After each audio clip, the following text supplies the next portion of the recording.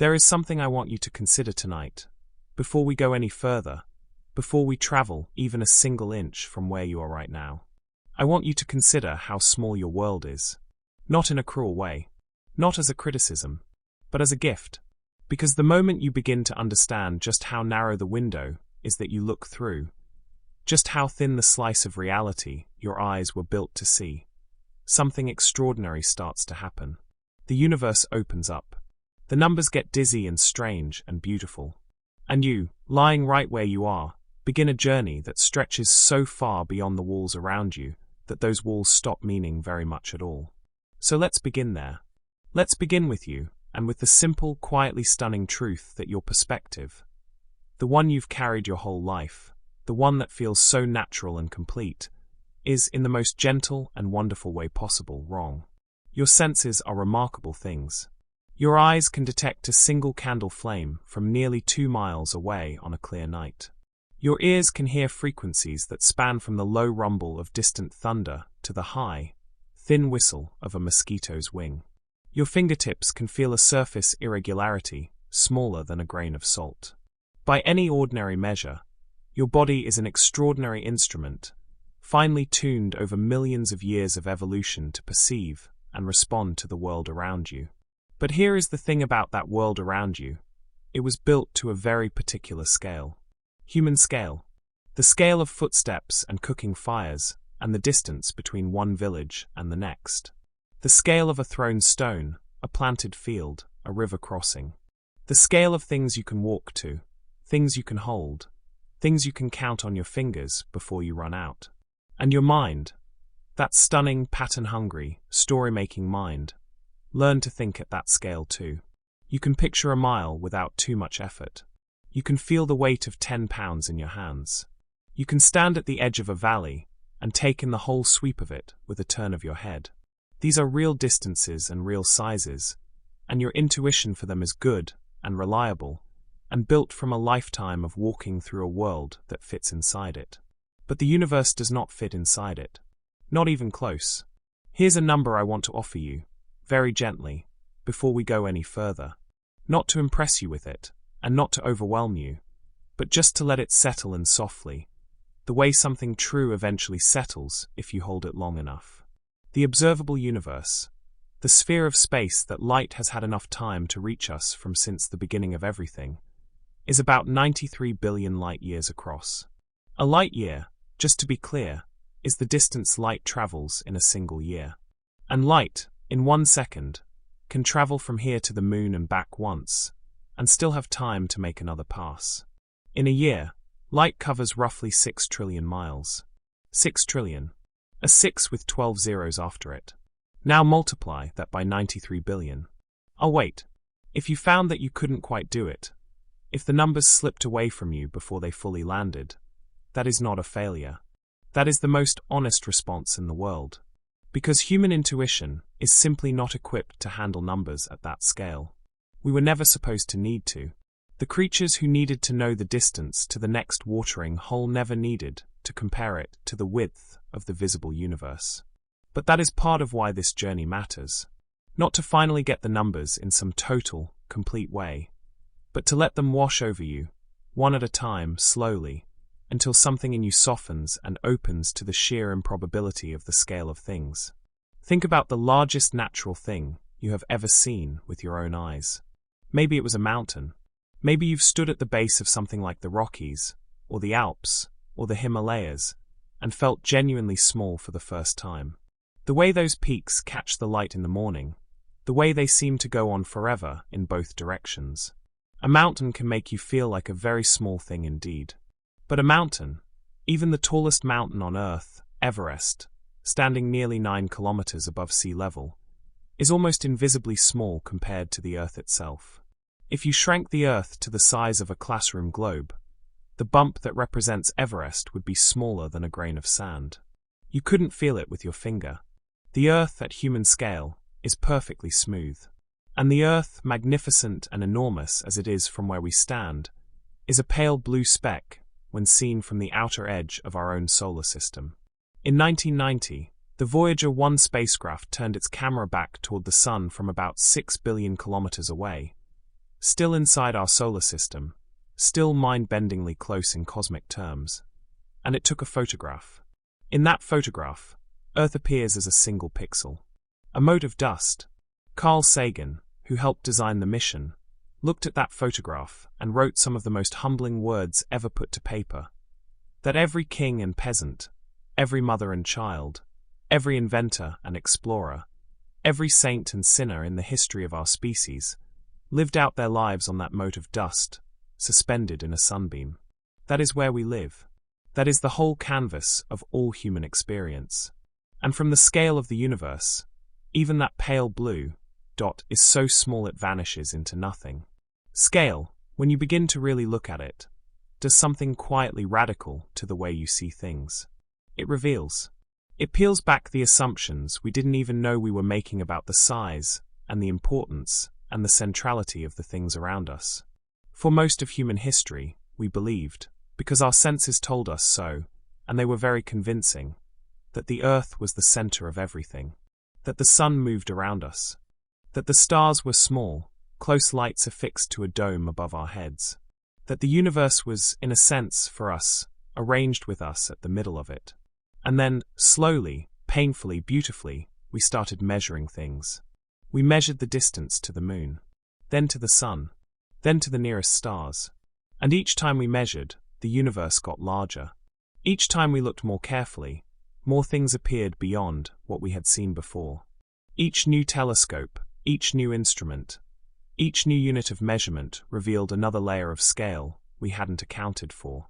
And we are still doing it. Right now, tonight, while you lie here in the quiet, telescopes in space are gathering light from galaxies so far away that the light left them before the Earth existed, before the sun existed, before the Milky Way had taken its current shape. Light so ancient it carries information from a time we cannot imagine, from a place so far that no number you were taught in school quite covers the distance. This is where we are starting tonight. Not with the answers, but with the question underneath all the other questions. Not with the facts themselves, but with the reason the facts matter at all. Your perspective is limited. Mine is too. Every human who ever lived has only ever seen the universe through the narrow instruments of their own biology. Eyes tuned to a tiny band of light, ears tuned to a tiny range of sound, minds tuned to a scale of space and time that doesn't even begin to cover what exists. But here is the beautiful thing. We can think our way past those limits. We can build telescopes and radio dishes and gravitational wave detectors, and aim them at the sky and listen, and measure, and then sit quietly with what comes back. We can hold numbers in our heads that our bodies will never fully feel. We can know, even if we cannot truly sense, that the universe is so large that the whole of human history is contained in something smaller than a single atom compared to its full extent. And somehow knowing that, really letting it in, one slow breath at a time, doesn't make you feel worthless. It doesn't make our small lives seem like nothing. If anything, it makes the whole thing stranger and more precious.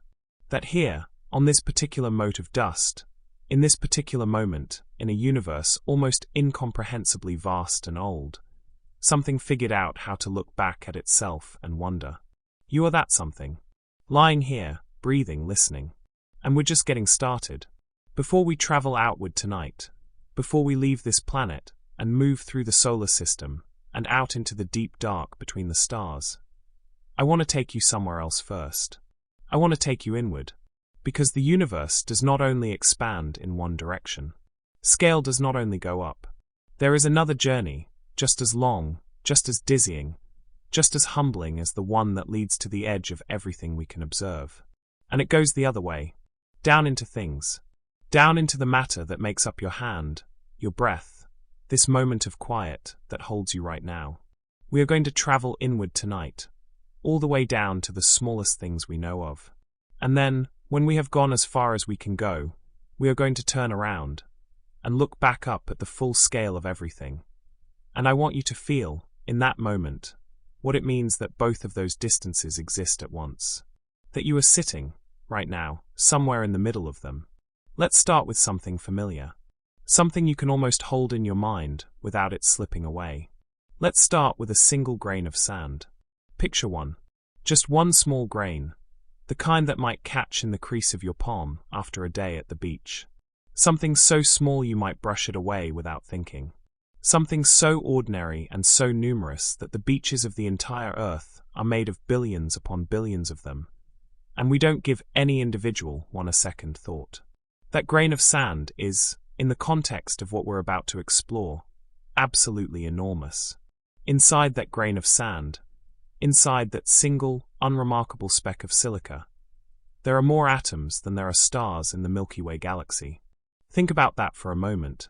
The Milky Way contains somewhere between 100 billion and 400 billion stars. Each one a sun. Each one potentially with its own planets, its own heat and gravity and light.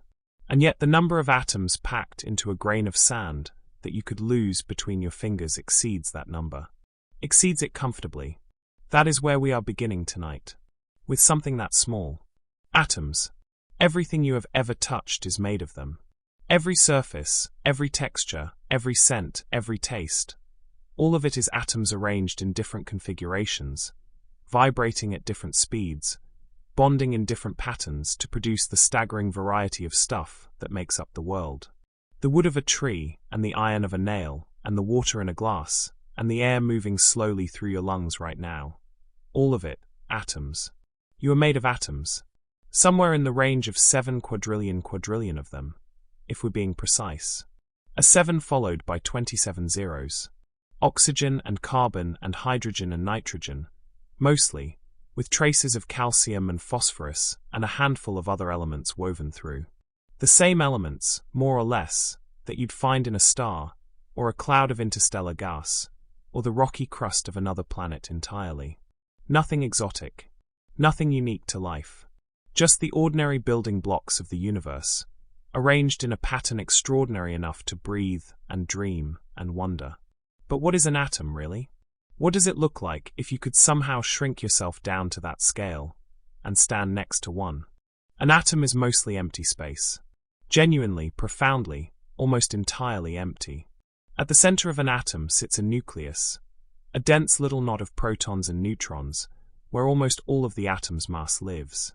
And orbiting that nucleus, at a distance that is almost incomprehensible relative to the size of the nucleus itself, are electrons. Clouds of probability, really, more than solid objects. Regions where an electron is likely to be found if you look for it, smeared out across space in ways that don't quite obey the rules of the world we can see. Here is the comparison that might help it land. If you took an atom and expanded the nucleus to the size of a marble, a small glass marble sitting on a table, then the nearest electron would be orbiting roughly 1 kilometer away. Everything in between would be empty, not filled with some invisible substance, not packed with something too small to see. Genuinely, truly nothing. The marble, 1 kilometer of nothing. The electron, and you are made of these. The chair beneath you, the air between your fingers, the solid ground under everything, every mountain, every ocean floor, every piece of matter you have ever trusted to hold your weight, is almost entirely empty space, held together not by physical solidity, but by electromagnetic forces, so strong they make empty space feel like something you can stand on. The world, all the way down, is mostly nothing pretending to be something. And if the atom is already impossibly small, then the nucleus at its center is smaller still by a factor that makes the atom itself look generous. The nucleus of an atom, that marble in our analogy, is roughly 100,000 times smaller than the atom it sits inside. In real measurements, we're talking about diameters on the order of a femtometer. That's 1 quadrillionth of a meter. A decimal point followed by 14 zeros before you hit the 1. And inside the nucleus, packed into that almost unimaginably tiny space, are the protons and neutrons, which are themselves made of even smaller things. Quarks, bound together by something called the strong nuclear force, the most powerful force in nature, in combinations of 3 to make up each proton and each neutron. Up quarks, down quarks, strange quarks, charm quarks. Particles that don't exist independently for any measurable length of time outside the nucleus, so deeply bound together that no force we know of can pry a single one loose on its own. We are now at the edge of what we can currently measure. At the scale of quarks, our instruments reach their limits. The mathematics keeps going, and the theories suggest there may be further structure still, that what we call fundamental today may one day turn out to be made of something smaller, just as atoms turned out not to be the indivisible things their name implies. The word atom, after all, comes from the ancient Greek for uncuttable. We believed for a very long time that they were the end of the line. They were not. It is worth pausing here, in the quiet of this moment, just to let the smallness of it settle over you. You cannot see an atom. No optical microscope can see one. Visible light has wavelengths too large to interact with something so small. We can infer them, image them with special electron microscopes that don't use light at all, map the shapes of their surfaces with instruments of astonishing delicacy. But your eyes, by their nature, will never see an atom directly. The light that lets you read a page or watch a sunset is itself made of photons, particles of light, whose wavelengths are thousands of times larger than the atoms they illuminate. The world you see is not the world as it is. It is a version of it, filtered through instruments evolved for a very different purpose. What lies beneath the visible, the atomic and subatomic world, operates by different rules, speaks a different language, lives inside a set of scales, so removed from your daily experience that even the scientists who study it spend most of their careers wrestling with the strangeness of it. Particles that don't have a definite position until you measure them. Electrons that seem to travel through two places at once. Quantum entanglement, where two particles separated by any distance somehow remain connected, so that measuring one instantly tells you something about the other. The rules at that scale are genuinely, deeply, irreducibly weird. Not complicated in the way a difficult problem is complicated. Weird in the way that suggests the universe, at its smallest scales, is something fundamentally different from anything our daily lives prepared us to understand. And now I want to bring you back up.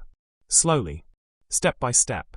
From quarks, back to protons and neutrons. From protons and neutrons, back to the nucleus. From the nucleus, across that vast empty space, to the electron cloud. Back to the full atom. Then clusters of atoms, molecules. Then molecules arranging themselves into cells, and cells into organisms, and organisms into everything you have ever touched or known. And then further, past organisms to ecosystems. Past ecosystems to continents. Past continents to the planet. Past the planet to the moon. The Earth and moon together. The inner solar system, the full solar system with its outer planets and its long, slow comet-rich halo. Past the solar system to the nearest stars. Past the nearest stars to the full sweep of the Milky Way, 100,000 light-years across, a slowly spinning disk of hundreds of billions of stars, each one potentially with its own planets, its own moons, its own grains of sand made of atoms packed with yet more atoms. Past the Milky Way to the local group, the cluster of galaxies that includes our own. Past the local group to the Virgo supercluster. Past the Virgo supercluster to the Observable Universe. 93 billion light-years across, containing somewhere in the region of 2 trillion galaxies, each one home to hundreds of billions of stars, each star the source of light and heat, and perhaps the conditions for something to sit quietly and wonder what it's all made of. From a quark to the Observable Universe. From the smallest thing we can measure to the largest scale we can observe.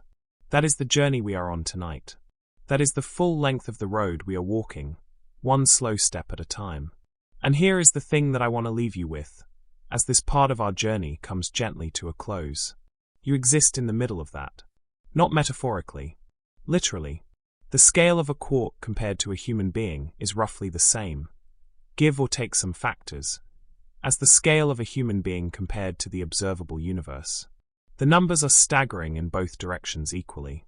Going inward and going outward, the distances are, in a loose and wonderful way, almost mirror images of each other. You are not at the edge of the small things. You are not at the edge of the large things. You are, by some extraordinary accident or design or simple coincidence of scale, sitting almost exactly at the midpoint between the smallest structures we know of and the largest, somewhere between the quantum and the cosmic. somewhere between the quark and the void. Just the right size, it turns out, to be confused by both.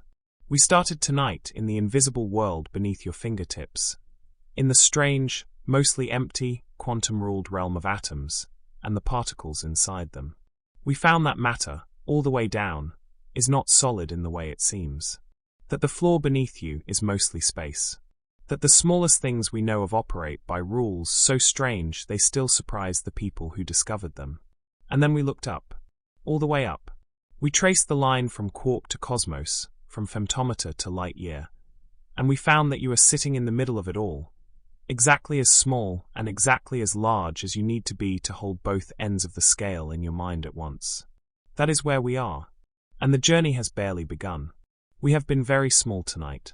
We have traveled down through the layers of matter, past the threshold of what any eye can see, past the reach of any ordinary instrument, all the way down to the quantum world, to quarks and electrons and the vast, silent emptiness inside every atom.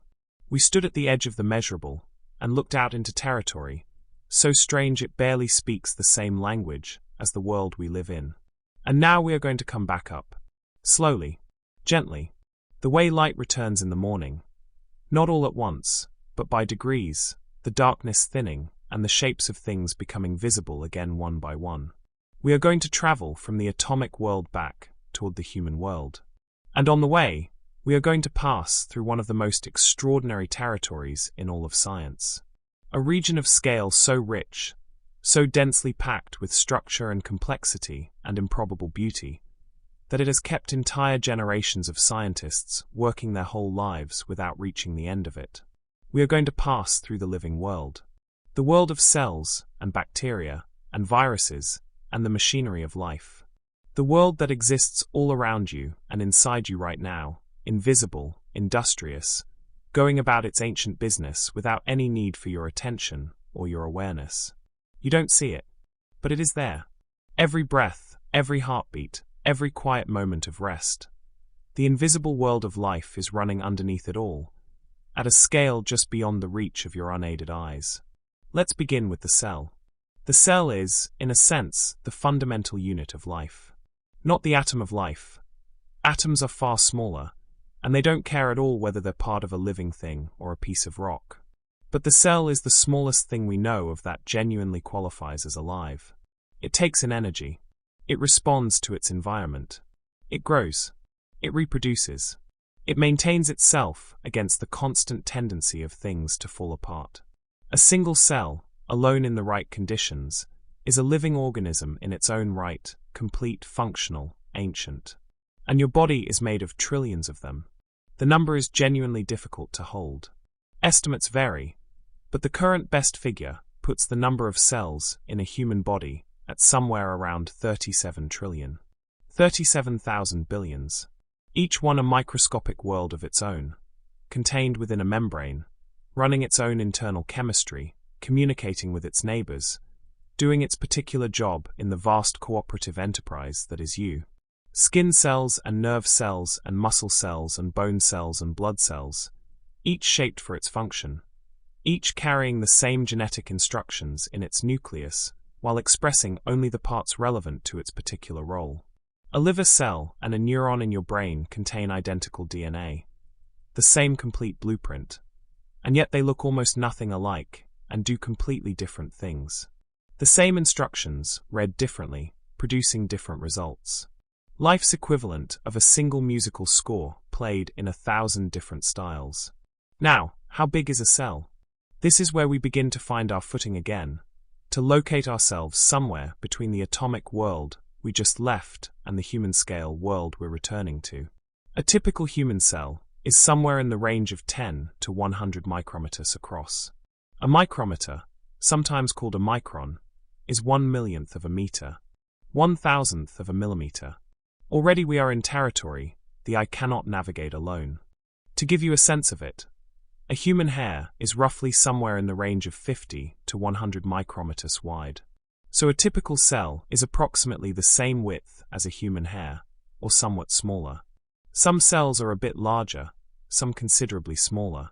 Red blood cells, for instance, those disc-shaped carriers of oxygen, that are moving through your veins right now in their billions, are only about 8 micrometers across, smaller than many other human cells, smaller than you might expect, given the enormity of the job they collectively do. And a human hair, that single strand you might not notice on your sleeve, at 50 to 100 micrometers wide, is itself already invisible in its finer details to the naked eye.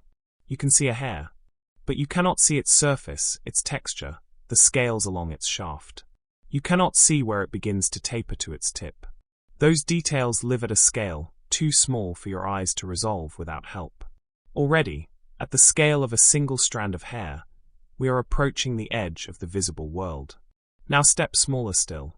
Inside your blood, alongside those red blood cells, there is a world you share with organisms so ancient they were here billions of years before the first plant put down its first root, before the first fish swam in any ocean, before anything we would recognize as complex life existed anywhere on Earth. Bacteria. There are bacteria living in your gut right now that are helping you digest your food, synthesizing vitamins, training your immune system, communicating with each other through chemical signals. An entire ecosystem, invisible and essential, that you carry with you everywhere you go. The human body contains a staggering number of bacterial cells, roughly comparable in number to the body's own cells, though because bacteria are so much smaller than human cells, their combined mass is only a small fraction of your total weight. A typical bacterium is roughly 1 to 10 micrometers in length, considerably smaller than a human cell. Small enough that hundreds of them could line up across the width of a human hair without crowding each other. They are, to our eyes, absolutely nothing, invisible, weightless beneath notice.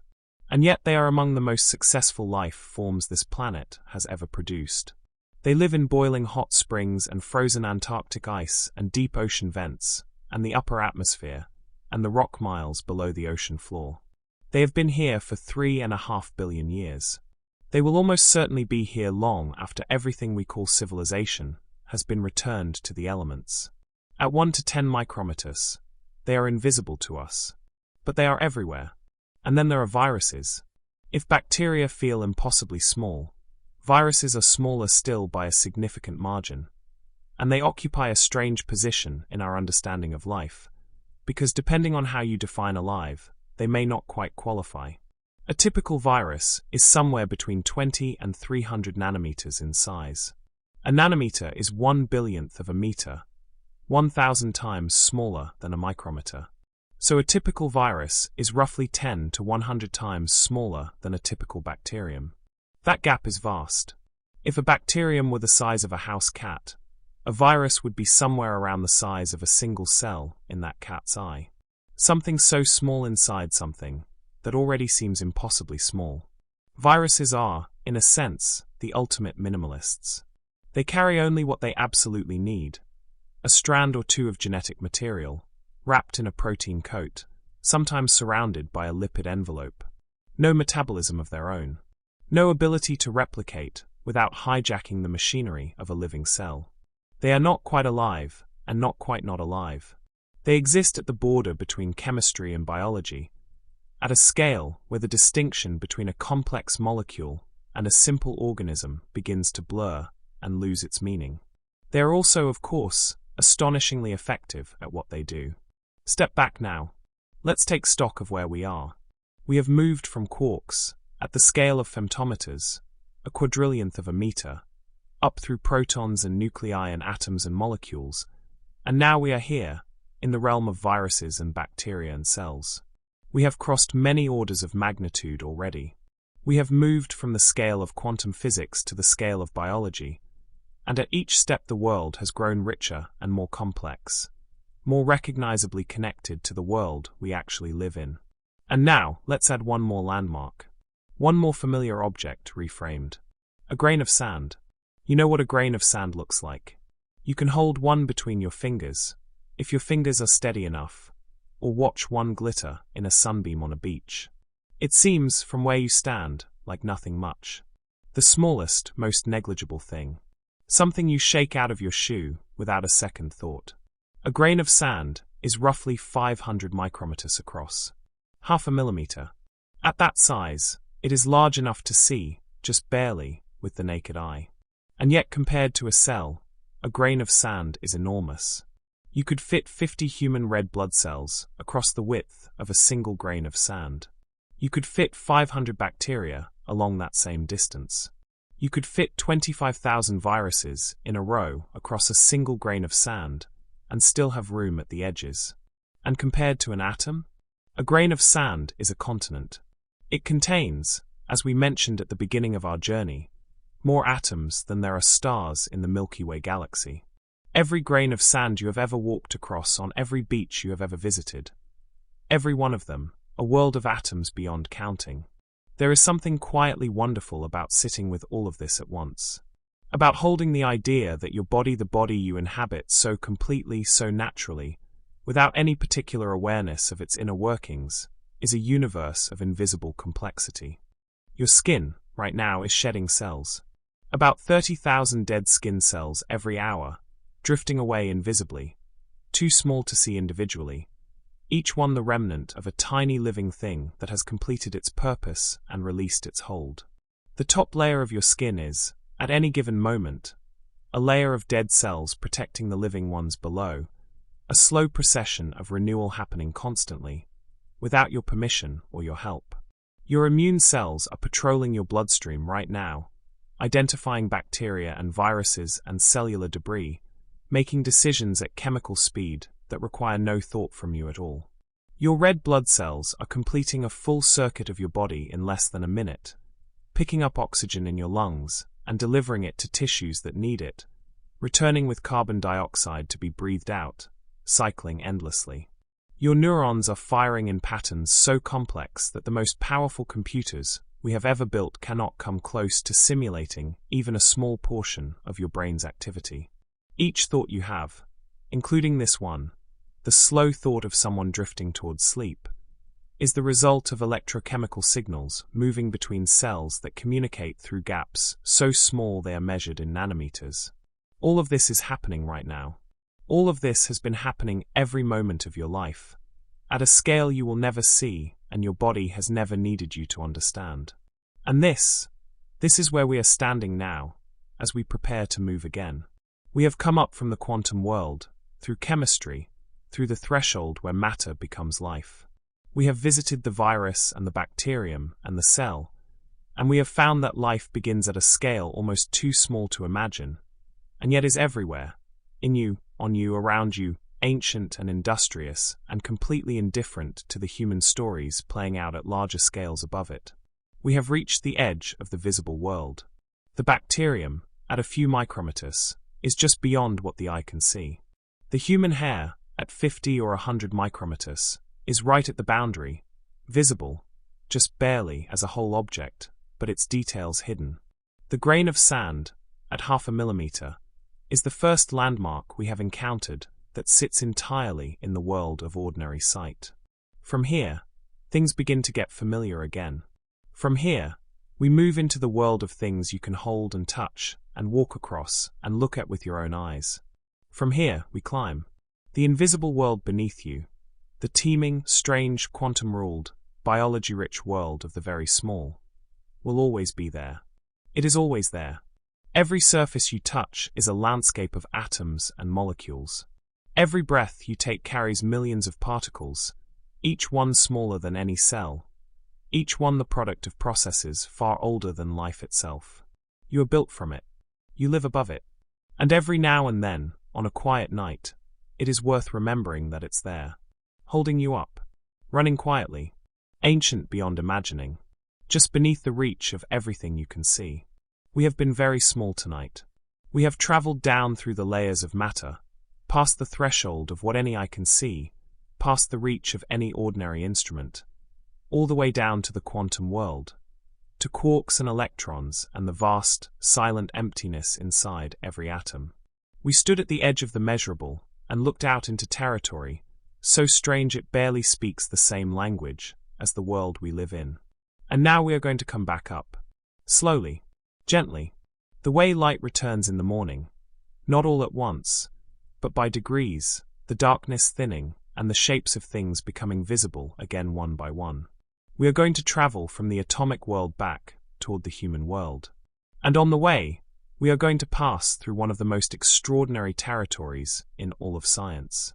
A region of scale so rich, so densely packed with structure and complexity and improbable beauty, that it has kept entire generations of scientists working their whole lives without reaching the end of it. We are going to pass through the living world. The world of cells and bacteria and viruses and the machinery of life. The world that exists all around you and inside you right now, invisible, industrious, going about its ancient business without any need for your attention or your awareness. You don't see it, but it is there.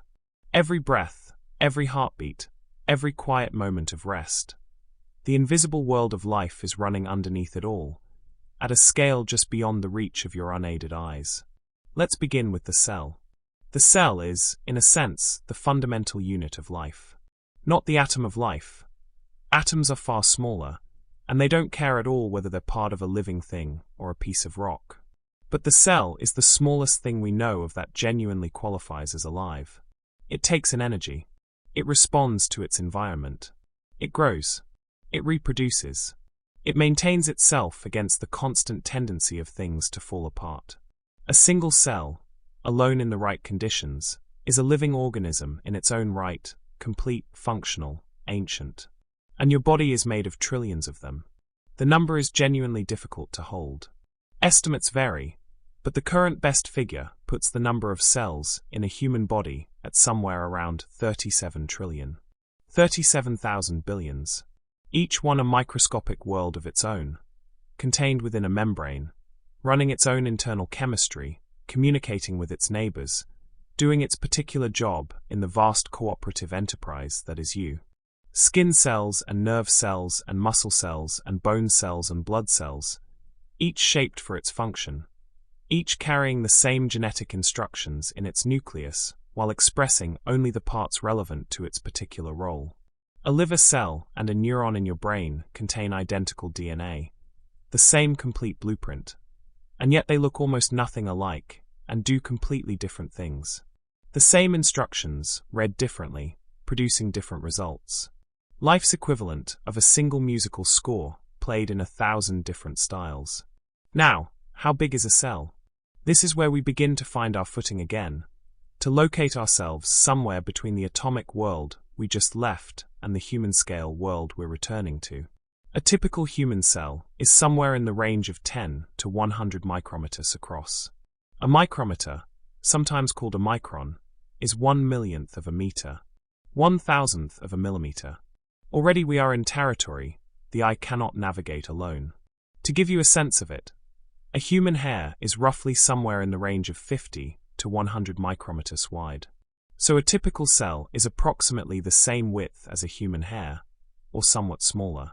Some cells are a bit larger, some considerably smaller.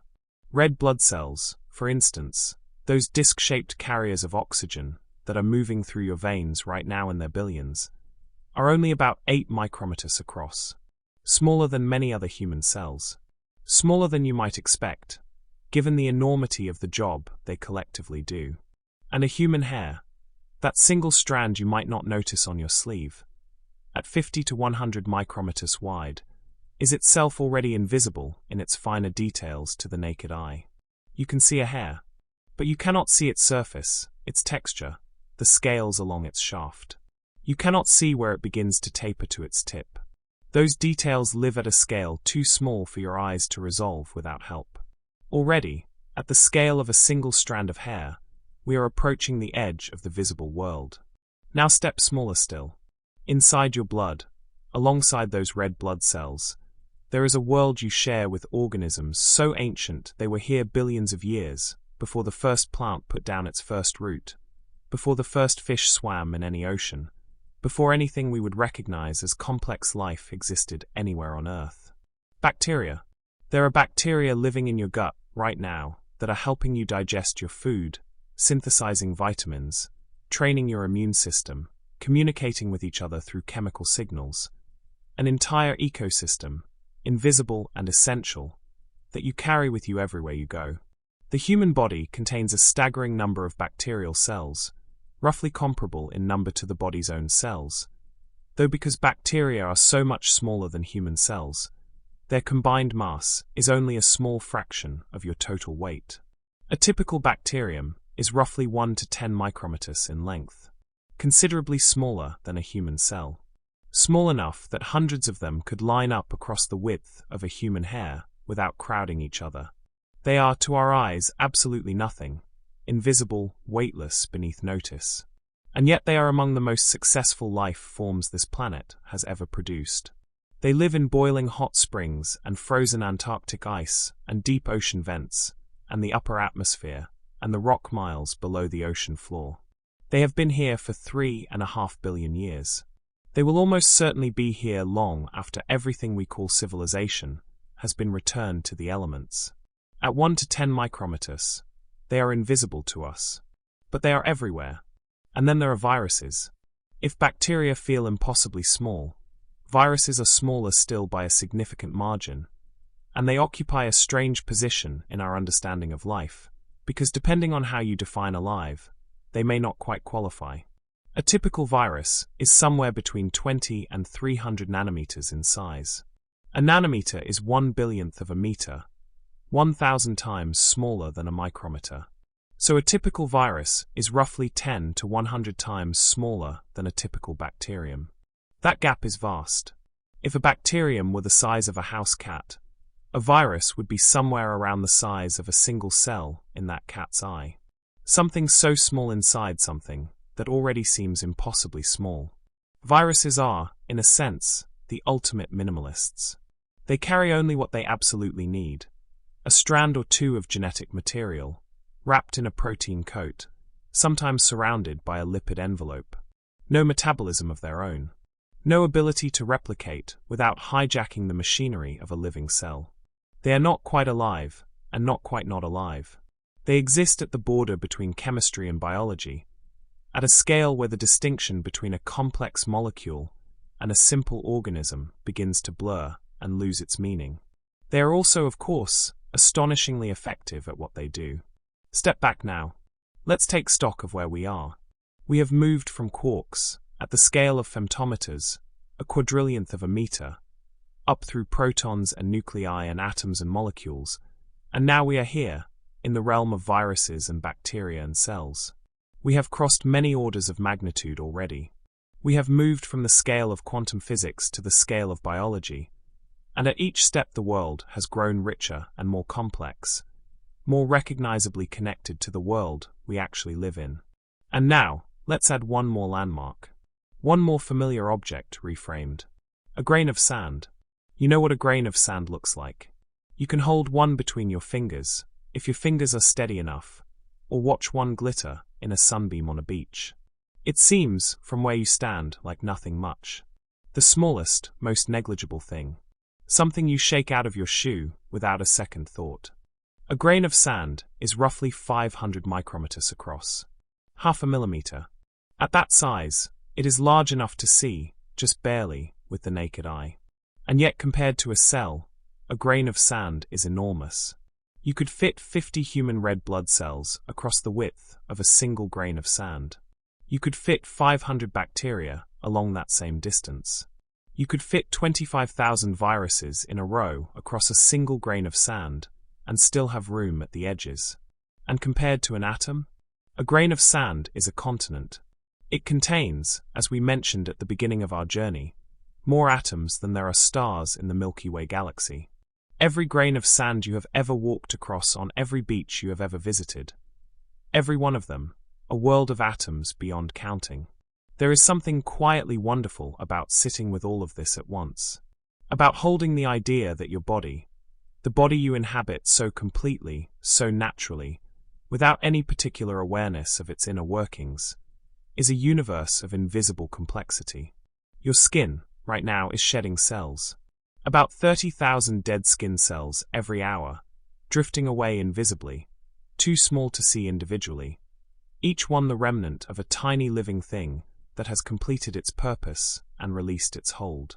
The top layer of your skin is, at any given moment, a layer of dead cells protecting the living ones below, a slow procession of renewal happening constantly, without your permission or your help.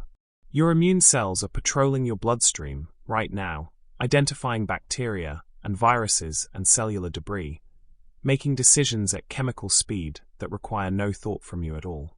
Your red blood cells are completing a full circuit of your body in less than a minute, picking up oxygen in your lungs and delivering it to tissues that need it, returning with carbon dioxide to be breathed out, cycling endlessly. Your neurons are firing in patterns so complex that the most powerful computers we have ever built cannot come close to simulating even a small portion of your brain's activity. Each thought you have, including this one, the slow thought of someone drifting towards sleep, is the result of electrochemical signals moving between cells that communicate through gaps so small they are measured in nanometers. All of this is happening right now. All of this has been happening every moment of your life, at a scale you will never see and your body has never needed you to understand. And this is where we are standing now, as we prepare to move again. We have come up from the quantum world, through chemistry, through the threshold where matter becomes life. We have visited the virus and the bacterium and the cell, and we have found that life begins at a scale almost too small to imagine, and yet is everywhere, in you, on you, around you, ancient and industrious, and completely indifferent to the human stories playing out at larger scales above it. We have reached the edge of the visible world. The bacterium, at a few micrometers, is just beyond what the eye can see. The human hair, at 50 or 100 micrometers, is right at the boundary, visible, just barely, as a whole object, but its details hidden. The grain of sand, at half a millimeter, is the first landmark we have encountered that sits entirely in the world of ordinary sight. From here, things begin to get familiar again. From here, we move into the world of things you can hold and touch and walk across and look at with your own eyes. From here, we climb. The invisible world beneath you, the teeming, strange, quantum-ruled, biology-rich world of the very small, will always be there. It is always there. Every surface you touch is a landscape of atoms and molecules. Every breath you take carries millions of particles, each one smaller than any cell, each one the product of processes far older than life itself. You are built from it. You live above it. And every now and then, on a quiet night, it is worth remembering that it's there, holding you up, running quietly, ancient beyond imagining, just beneath the reach of everything you can see. We have been very small tonight. We have traveled down through the layers of matter, past the threshold of what any eye can see, past the reach of any ordinary instrument, all the way down to the quantum world, to quarks and electrons and the vast, silent emptiness inside every atom. We stood at the edge of the measurable and looked out into territory, so strange it barely speaks the same language as the world we live in. And now we are going to come back up, slowly, gently, the way light returns in the morning, not all at once, but by degrees, the darkness thinning and the shapes of things becoming visible again one by one. We are going to travel from the atomic world back toward the human world. And on the way, we are going to pass through one of the most extraordinary territories in all of science. A region of scale so rich, so densely packed with structure and complexity and improbable beauty, that it has kept entire generations of scientists working their whole lives without reaching the end of it. We are going to pass through the living world. The world of cells and bacteria, and viruses, and the machinery of life. The world that exists all around you and inside you right now, invisible, industrious, going about its ancient business without any need for your attention or your awareness. You don't see it, but it is there. Every breath, every heartbeat, every quiet moment of rest. The invisible world of life is running underneath it all, at a scale just beyond the reach of your unaided eyes. A grain of sand is roughly 500 micrometers across, half a millimeter. At that size, it is large enough to see, just barely, with the naked eye. And yet compared to a cell, a grain of sand is enormous. You could fit 50 human red blood cells across the width of a single grain of sand. You could fit 500 bacteria along that same distance. You could fit 25,000 viruses in a row across a single grain of sand and still have room at the edges. And compared to an atom? A grain of sand is a continent. It contains, as we mentioned at the beginning of our journey, more atoms than there are stars in the Milky Way galaxy. Every grain of sand you have ever walked across on every beach you have ever visited, every one of them, a world of atoms beyond counting. There is something quietly wonderful about sitting with all of this at once. About holding the idea that your body, the body you inhabit so completely, so naturally, without any particular awareness of its inner workings, is a universe of invisible complexity. Your skin, right now, is shedding cells. About 30,000 dead skin cells every hour, drifting away invisibly, too small to see individually, each one the remnant of a tiny living thing that has completed its purpose and released its hold. The top layer of your skin is, at any given moment, a layer of dead cells protecting the living ones below, a slow procession of renewal happening constantly, without your permission or your help. Your immune cells are patrolling your bloodstream right now, identifying bacteria and viruses and cellular debris, making decisions at chemical speed that require no thought from you at all. Your red blood cells are completing a full circuit of your body in less than a minute, picking up oxygen in your lungs and delivering it to tissues that need it, returning with carbon dioxide to be breathed out, cycling endlessly. Your neurons are firing in patterns so complex that the most powerful computers we have ever built cannot come close to simulating even a small portion of your brain's activity. Each thought you have, including this one, the slow thought of someone drifting towards sleep, is the result of electrochemical signals moving between cells that communicate through gaps so small they are measured in nanometers. All of this is happening right now. All of this has been happening every moment of your life, at a scale you will never see and your body has never needed you to understand. And this is where we are standing now, as we prepare to move again. We have come up from the quantum world, through chemistry, through the threshold where matter becomes life. We have visited the virus and the bacterium and the cell, and we have found that life begins at a scale almost too small to imagine, and yet is everywhere, in you, on you, around you, ancient and industrious and completely indifferent to the human stories playing out at larger scales above it. We have reached the edge of the visible world. The bacterium, at a few micrometers, is just beyond what the eye can see. The human hair, at 50 or 100 micrometers, is right at the boundary, visible, just barely, as a whole object, but its details hidden. The grain of sand, at 0.5 millimeter, is the first landmark we have encountered that sits entirely in the world of ordinary sight. From here, things begin to get familiar again. From here, we move into the world of things you can hold and touch and walk across and look at with your own eyes. From here, we climb. The invisible world beneath you, the teeming, strange, quantum-ruled, biology-rich world of the very small, will always be there. It is always there. Every surface you touch is a landscape of atoms and molecules. Every breath you take carries millions of particles, each one smaller than any cell, each one the product of processes far older than life itself. You are built from it. You live above it.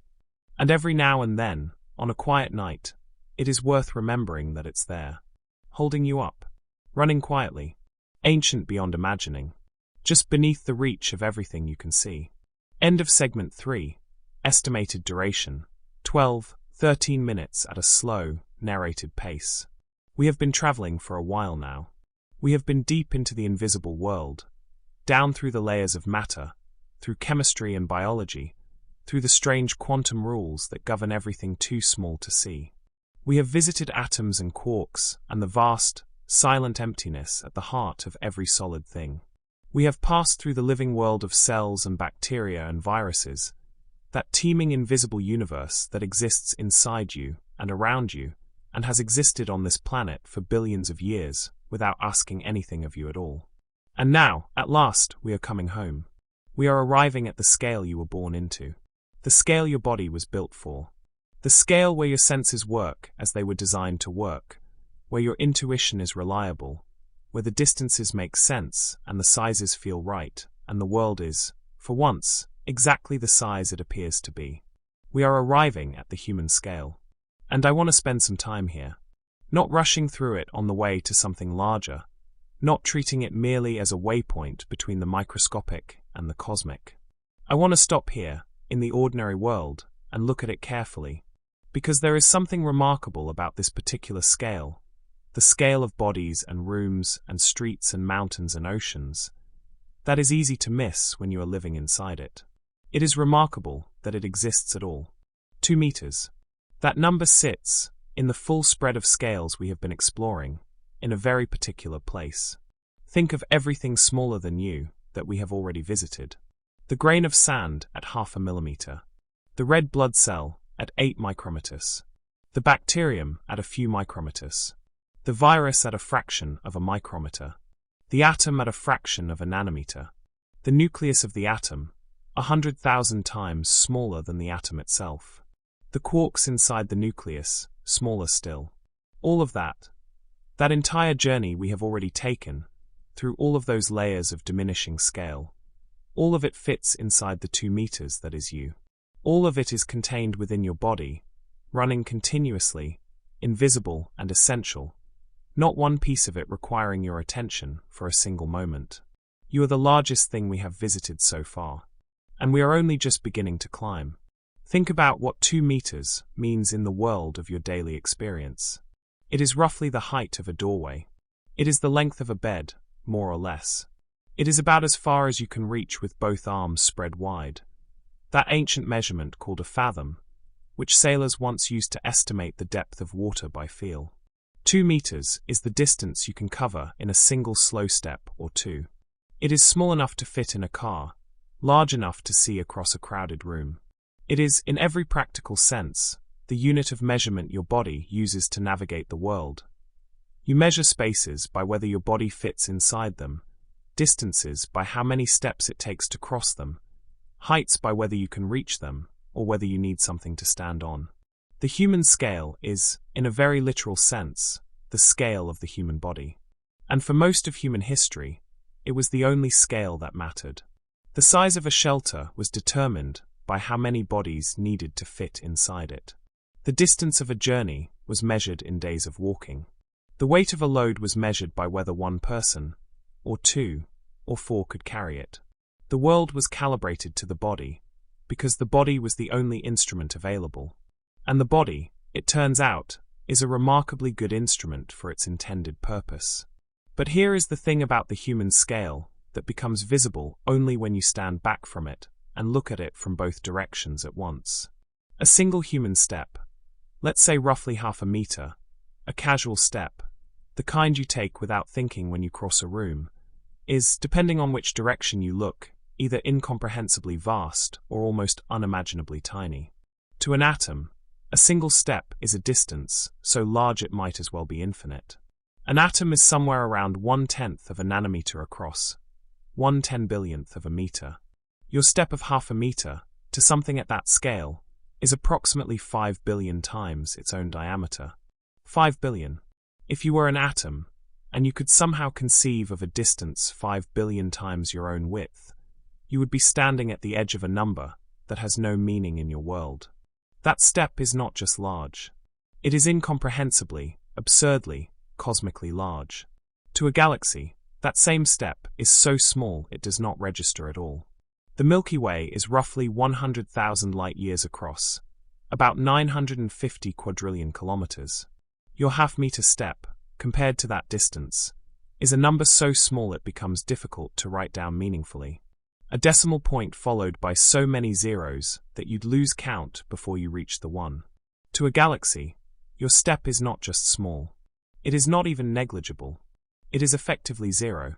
And yet, to you, standing in the room, crossing from one side to the other, not thinking about it at all, that step is exactly the right size. It is the size a step should be. It is a perfectly ordinary thing. That is the human scale. Enormous beyond the comprehension of the atom. Invisible beyond the notice of the galaxy. And, to us, just right. Let's walk around in this scale for a while. Let's inhabit it slowly, the way you inhabit a room you love. Not passing through it, but actually looking at the things in it. The tallest building ever constructed by human hands. The Burj Khalifa in Dubai. stands at just over 820 meters. That is 820 times your own height.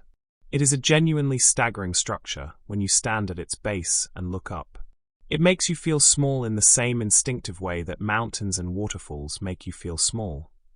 There is something deep in the body that responds to scale, that registers the size of things relative to itself, and sends a quiet signal of awe or unease. But 820 meters is still less than 1 kilometer. It is still a distance you could walk in about 10 minutes on flat ground. The deepest point of the ocean, the Challenger Deep in the Mariana Trench, is nearly 11 kilometers below the surface of the sea. The atmosphere, the thin skin of air that makes all of this possible, extends about 100 kilometers above the ground before it fades into the vacuum of space. 100 kilometers. The distance many people drive to work and back in a day. These are already large numbers by the standards of a single body. But they are all still firmly within the human scale. The scale of a planet, of weather and geology, and the breadth of civilizations. And the planet, as we are about to find out, is only the beginning. There is a particular quality to the human scale that I want to name before we leave it, because it is easy to take for granted and it deserves to be noticed. The human scale is the scale of meaning. It is the scale at which stories happen. The scale at which love and loss and discovery and connection, and all the other things we care about most deeply play out. The scale at which a face can be beautiful, at which a meal can be satisfying, at which a piece of music can move you to tears. The scale at which time feels real, not the billions of years of geological time, or the femtoseconds of quantum events, but the hours and days and seasons and decades of a human life, which are long enough to matter and short enough to feel. Everything we have ever valued, everything we have ever built or made or believed, all of it happened here, at this scale, in bodies of roughly this size, on a surface of this particular planet, under this particular sky. The atom does not know you exist. The galaxy does not notice you. But here, at human scale, things notice each other. Things matter to each other. The world is exactly large enough and exactly small enough for meaning to be possible. That is not nothing. In fact, it might be everything. And yet we are about to leave it again. Because the human scale, for all its richness and all its meaning, is only one thin layer in the full spread of scales we are exploring tonight.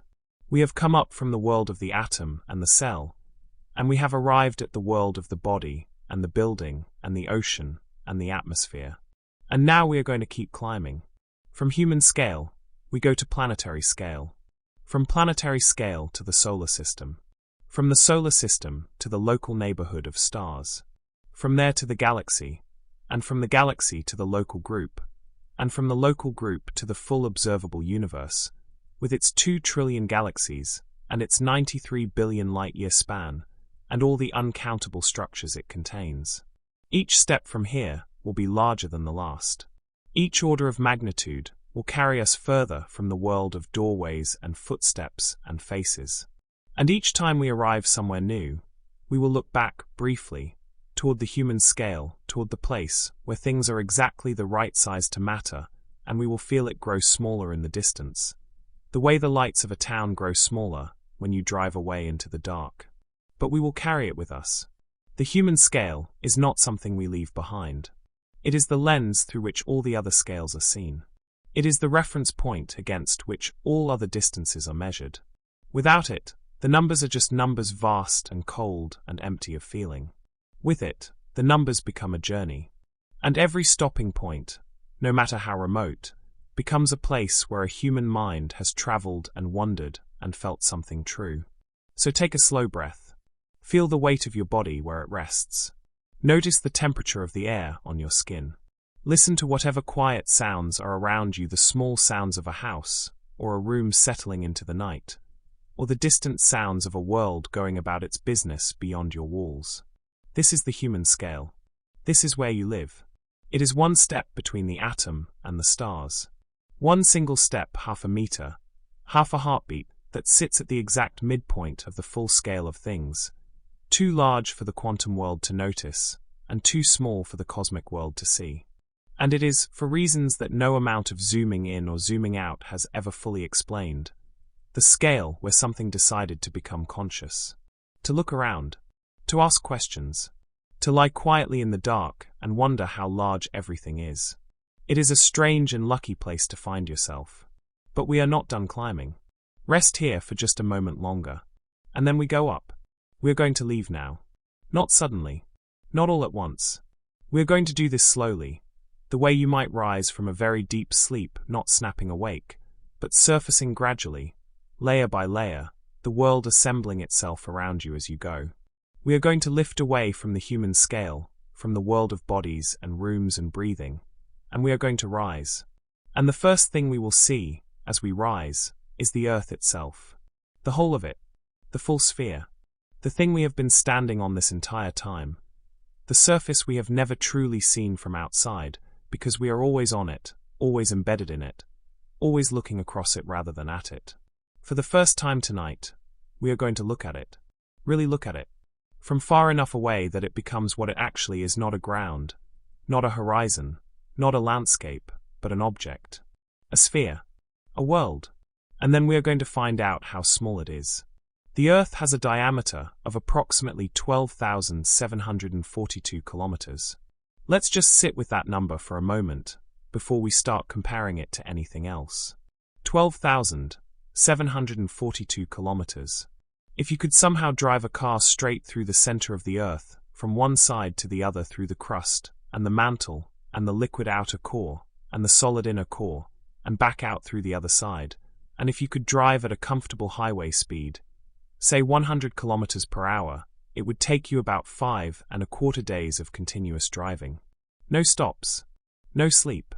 Just driving, through the entire interior of the planet, from one side to the other.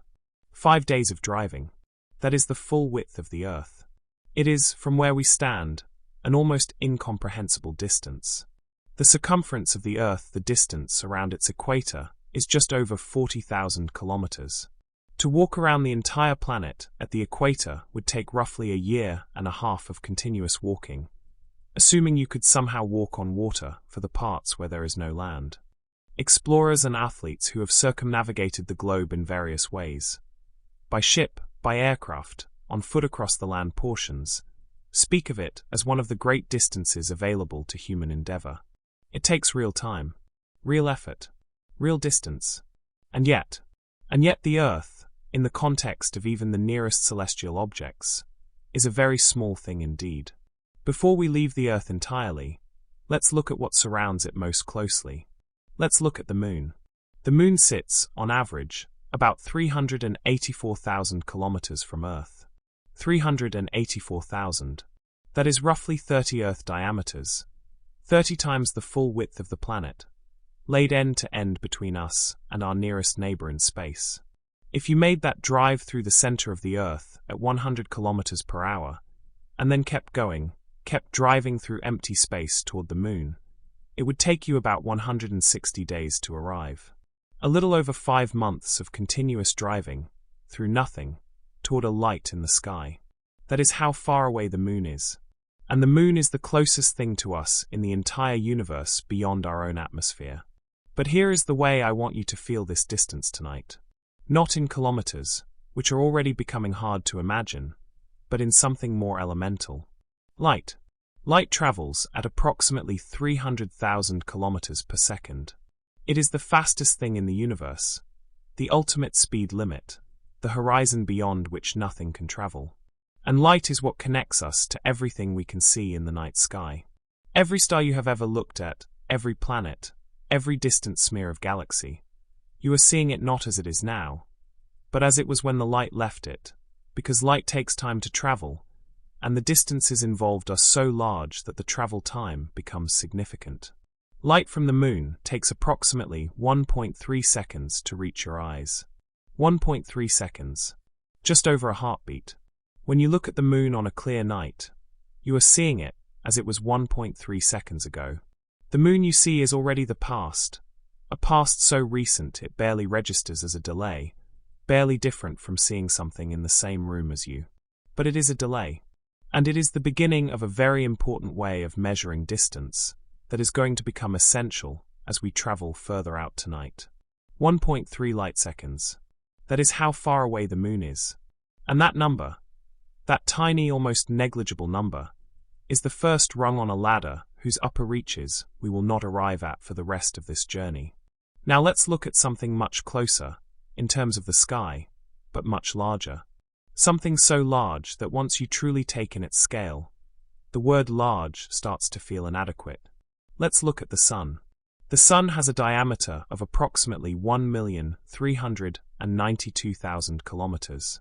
1.4 million kilometers, give or take. The Earth's diameter, remember, is about 12,700 kilometers. To get from the Earth's width to the Sun's width, you need to multiply by approximately 109. Put another way, you could fit 109 Earths side by side across the face of the Sun. If you line them up in a row, edge to edge, it would take 109 of our entire planet to span the Sun's diameter. Or think of it this way. You could fit approximately 1,300,000 Earths inside the volume of the Sun. The Earth is not a small thing. We just spent some time establishing how large it is, how long it would take to drive through it or walk around it. And yet you could pack more than 1 million of them inside the Sun and still have room left over. The Sun is not a planet. It is not a larger version of the Earth. It is something of a categorically different scale, a churning sphere of plasma so enormous that the Earth, placed next to it, looks like a marble next to a beach ball. Actually, that comparison undersells it. If the Sun were a standard beach ball, roughly 40 centimeters across, the Earth would be a ball bearing less than 4 millimeters wide. Something you might not even notice if it rolled across a table. And the Sun is, by the standards of stars in our galaxy, entirely average. It is not particularly large. It is not particularly bright. It is a middle-aged, medium-sized, yellow dwarf star, the kind that exists in vast numbers throughout the Milky Way. There are stars in our galaxy hundreds of times larger than the Sun. There are red giants so enormous that if you placed one at the center of our solar system, its surface would extend beyond the orbit of Jupiter. There are hypergiants, the largest stars we know of, so large that light would take several hours to travel around their equators. The Sun, which already dwarfs the Earth by a factor of 109 in diameter, is itself dwarfed by the larger members of its own galaxy. But we are getting ahead of ourselves. We are still close to home. We are still, in cosmic terms, barely off the doorstep. Let's stay here for a moment and feel the scale of what we've already encountered. You are lying down right now, on a planet roughly 12,000 kilometers wide. Above you, if the sky were clear and you could see through it, sits the moon, 1.3 light seconds away, a world you could cover with your thumbnail if you held it up against the night sky. Beyond that, at the center of the solar system, the Sun, 109 times wider than the planet beneath you, large enough to contain more than 1 million Earths, close enough that its light takes about 8 minutes to reach you on an ordinary day. That light, the light that warms the ground and grows the food and powers the weather and makes everything visible, left the Sun 8 minutes before it touched your skin. 8 minutes of travel at the fastest speed the universe allows. When you step outside in the morning and feel the warmth of sunlight, you are feeling something that has been traveling through empty space for 8 minutes before it found you. We haven't left the solar system yet. We haven't gone anywhere near the nearest star. And already, to describe the distances accurately, we are measuring in units of time rather than units of length, because the lengths themselves have become so large that our ordinary measures no longer serve us. Kilometers were enough for the Earth. They were large enough for the distance to the Moon, if only just. But they are already starting to strain under the weight of solar distances. And the further we go from here, the more completely they will fail. Light seconds, light minutes, light hours, light years.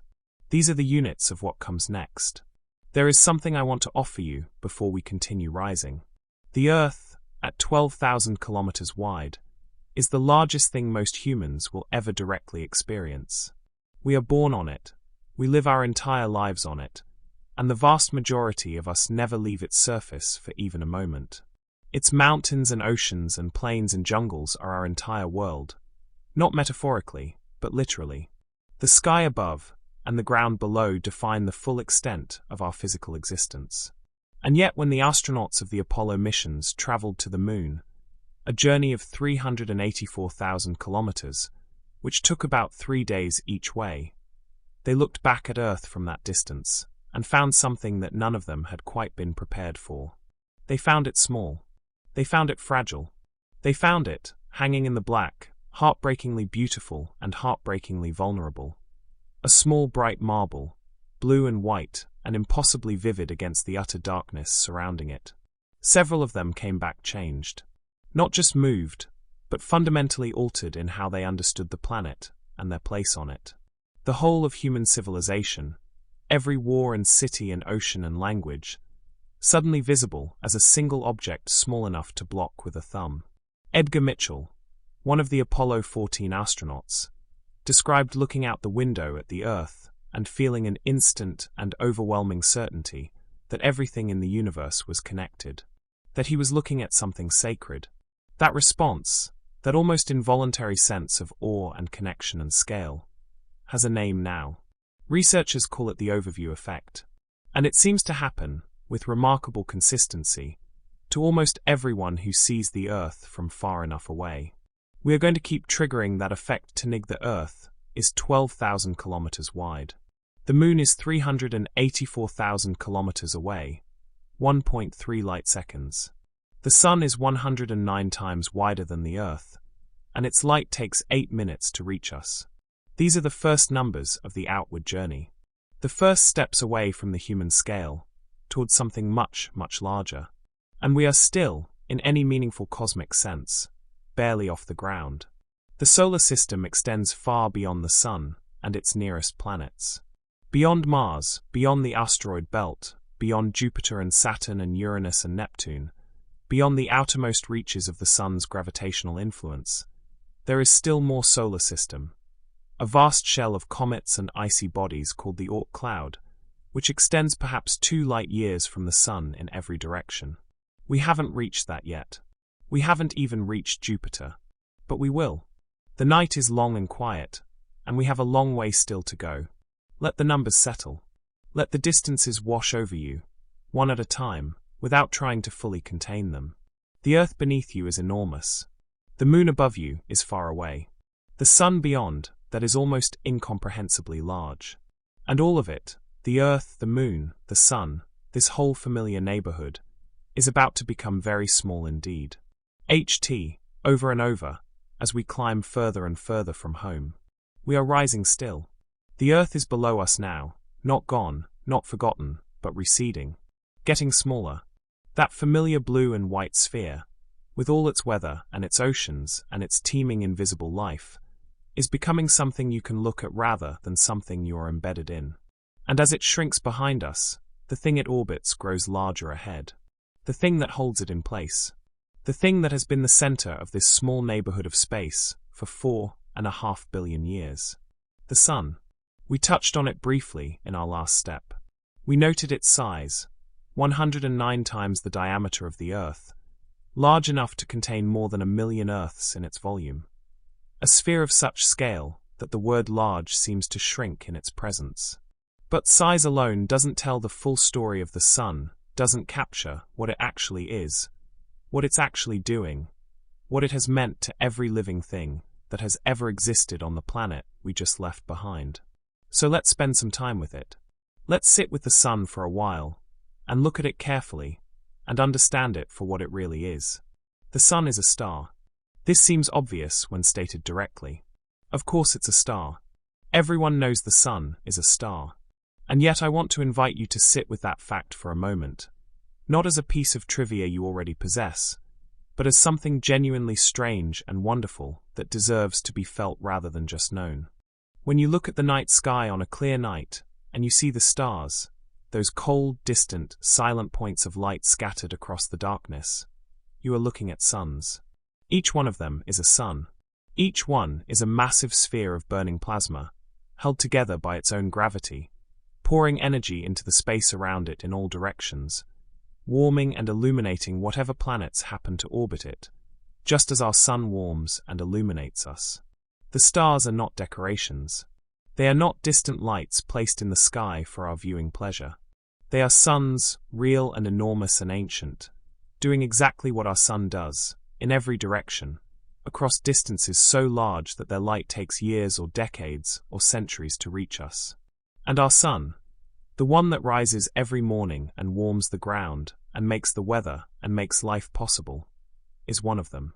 One ordinary, medium-sized, middle-aged star among hundreds of billions in our galaxy alone. The thing that grows your food and lights your days, and has been worshipped by virtually every human civilization that has ever existed is, from a cosmic perspective, entirely unremarkable. And somehow that makes it more wonderful, not less. Let's talk about what the sun is actually doing. Because it is not burning in the way that a fire burns. It is not consuming fuel the way a candle consumes wax. What is happening inside the sun is something altogether more extraordinary, and understanding it changes the way the sun feels when you look at it. The sun is powered by nuclear fusion. At the core of the sun, where temperatures reach approximately 15 million degrees Celsius, and the pressure is so immense it exceeds anything we can replicate on Earth, hydrogen atoms are being forced together. Smashed together, really, with such force that they overcome their natural tendency to repel each other and merge. When 4 hydrogen nuclei fuse together, they form one helium nucleus. And in that process, a tiny fraction of their mass is converted directly into energy, into light and heat, according to the most famous equation in science. Mass times the speed of light squared. That small loss of mass, multiplied by the speed of light twice over, produces an almost incomprehensible amount of energy. Every second, the sun converts approximately 4 million tons of mass directly into energy. For million tons, every second, without pause, has been happening for 4.5 billion years, and will continue for roughly another 5 billion years before the sun exhausts its hydrogen fuel and begins the long process of dying. The light that left the sun 8 minutes and 20 seconds ago, the light that is warming your world right now, the light that grew every plant you have ever eaten, the light that drives the weather and fills the oceans with warmth. That light began its life as a nuclear reaction in the core of the sun, as hydrogen becoming helium, as mass becoming energy, as something almost unimaginably violent, translated across 8 light minutes of empty space into the gentle warmth of a sunny afternoon. 8 minutes and 20 seconds. Let's stay with that for a moment. Let's feel that distance in terms of light, the way we started to in our last segment. Light, traveling at 300,000 kilometers per second, takes 8 minutes and 20 seconds to travel from the surface of the sun to the surface of the Earth.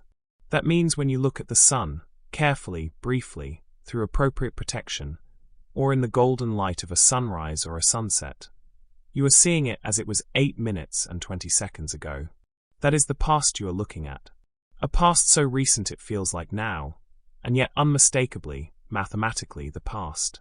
If the sun were to somehow switch off at this very moment, if its light were to simply stop, you would not know for 8 minutes and 20 seconds. For 8 minutes and 20 seconds, everything would appear exactly the same. The sky would still be bright. The warmth would still be present. The world would look completely normal. And then, 8 minutes later, the light would stop. This is what it means to measure distance in light time. It means that everything we see is a memory. Everything we observe is the universe as it was, not as it is.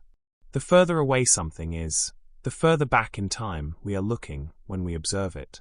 The sun is 8 minutes in the past. The nearest star beyond the sun is 4 years in the past. The most distant galaxies we can observe are billions of years in the past. So far away that when their light set out toward us, the Earth did not yet exist. We do not see the universe. We see its history. A vast, layered history written in light, arriving from all directions at once, each ray a messenger from a different moment in time. But before we leave the sun and travel outward into the solar system, I want you to understand one more thing about what we are orbiting.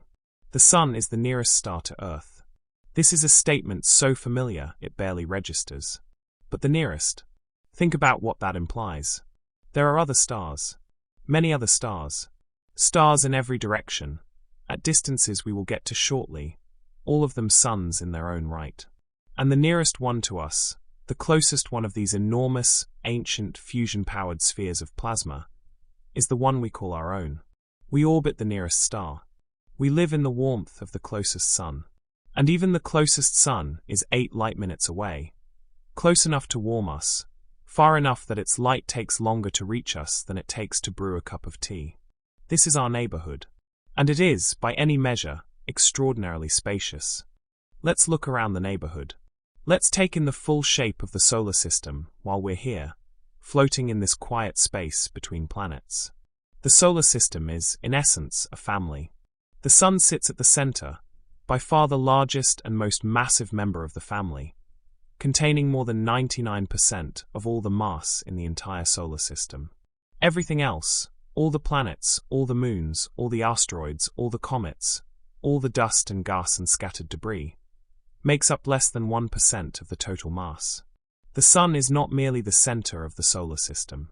It is, for all practical purposes, almost the entirety of it. Around the sun, the planets orbit in their long ellipses.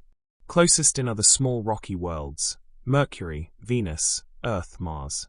The terrestrial planets, made of rock and metal, warm enough to have liquid water in some cases, close enough to the sun to receive meaningful heat. Then further out, a belt of asteroids, rocky remnants of the early solar system, the building material that never quite assembled itself into a planet, kept in disarray by the immense gravitational influence of the giant world just beyond. Jupiter. Jupiter is the largest planet in the solar system. And the word largest, in this context, does not quite convey the degree to which Jupiter surpasses everything else that orbits the Sun. Jupiter has a diameter of approximately 140,000 kilometers. Earth's diameter, remember, is about 12,700 kilometers. Jupiter is roughly 11 times wider than the Earth. More than 1,300 Earths could fit inside Jupiter's volume. It is so massive, more than twice as massive as all the other planets in the solar system combined, that it has its own system of moons that would qualify as a small solar system in their own right. 4 of those moons are large enough to see with the naked eye if Jupiter weren't so much brighter. Ganymede, the largest, is bigger than the planet Mercury. Jupiter is not just large. It is large in a way that makes the rest of the planets feel like afterthoughts.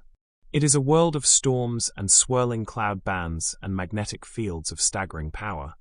And at its core, pressures so immense that hydrogen is compressed into a metallic liquid that conducts electricity like a metal. It is a world unlike anything in the inner solar system. A gas giant, with no solid surface to stand on, just atmosphere deepening into pressure until the very concept of surface becomes meaningless. And beyond Jupiter, the solar system keeps going. Saturn with its breathtaking rings, a system of ice and rock so thin and so vast that it defies intuition. Uranus and Neptune, the ice giants, cold and remote and faintly blue. And then the Kuiper Belt, a region of icy bodies beyond Neptune, home to Pluto and hundreds of other dwarf worlds, extending out to roughly 50 times the Earth-Sun distance. And even then, even at 50 times the distance from the Earth to the Sun, we are not at the edge of the solar system. The Oort cloud, that vast spherical shell of comets and icy bodies, extends perhaps 2 light-years in every direction.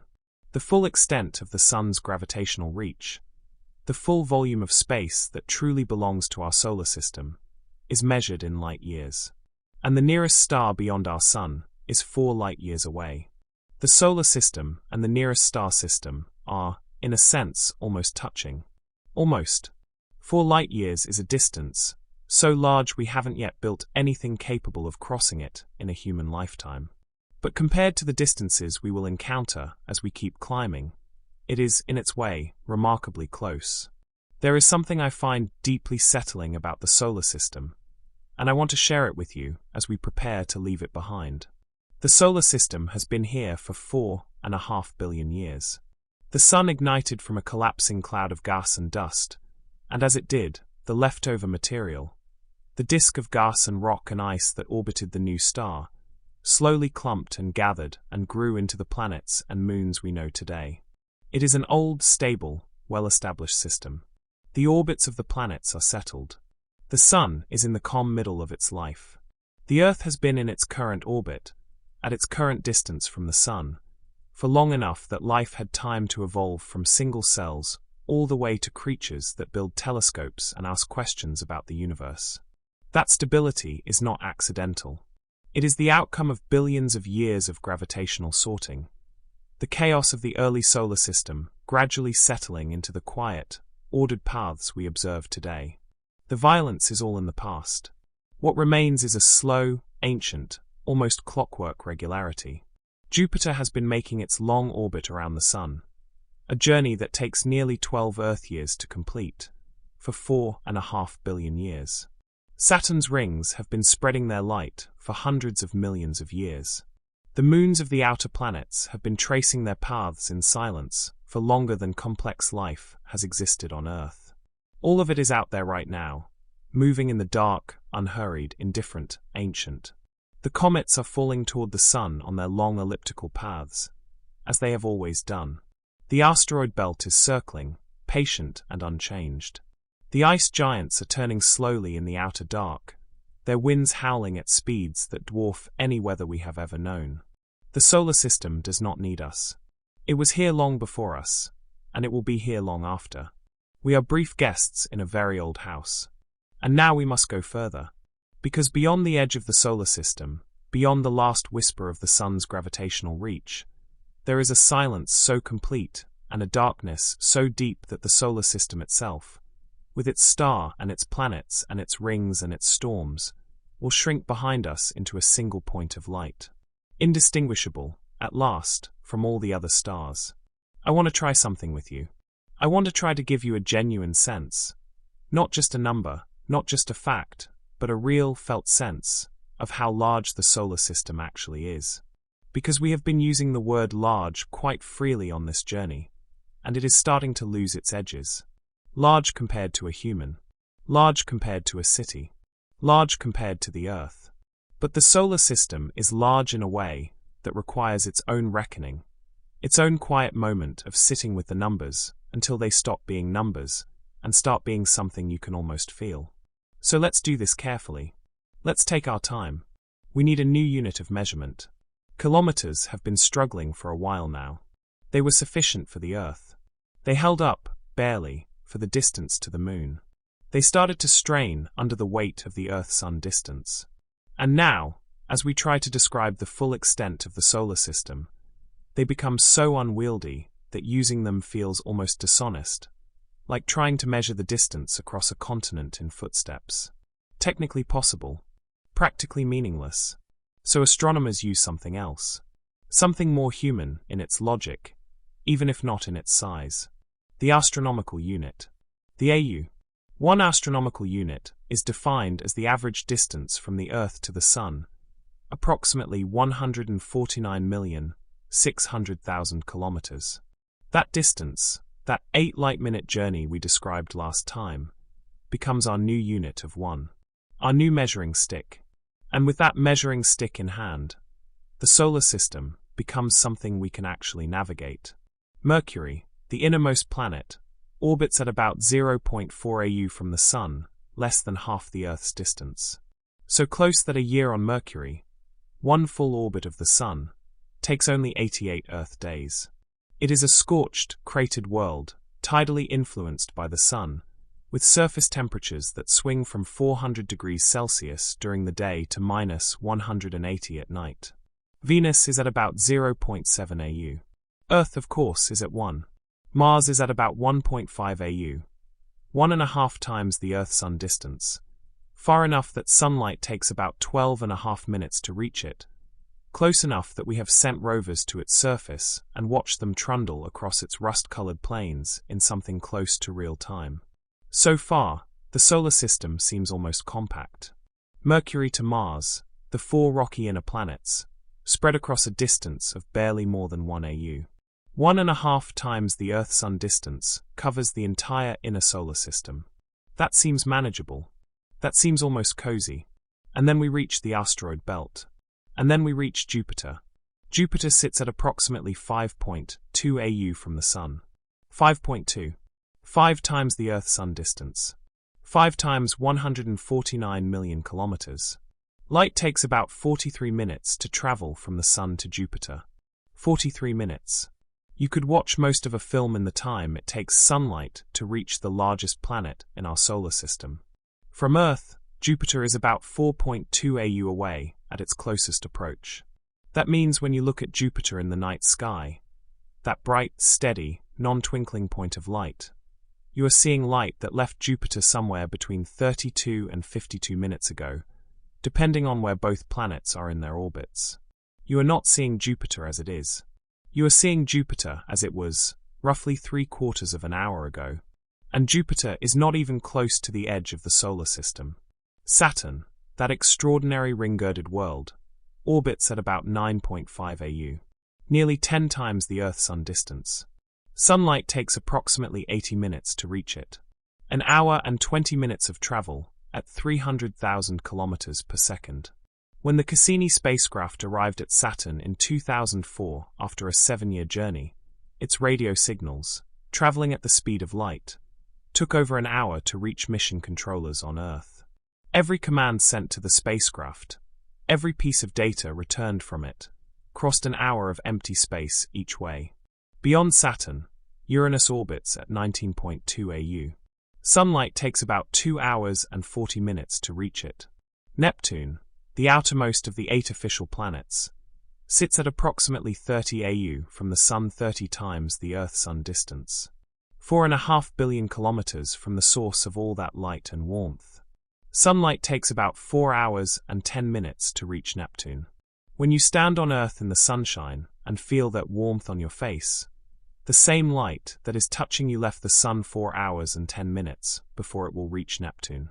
4 hours and 10 minutes of light travel time.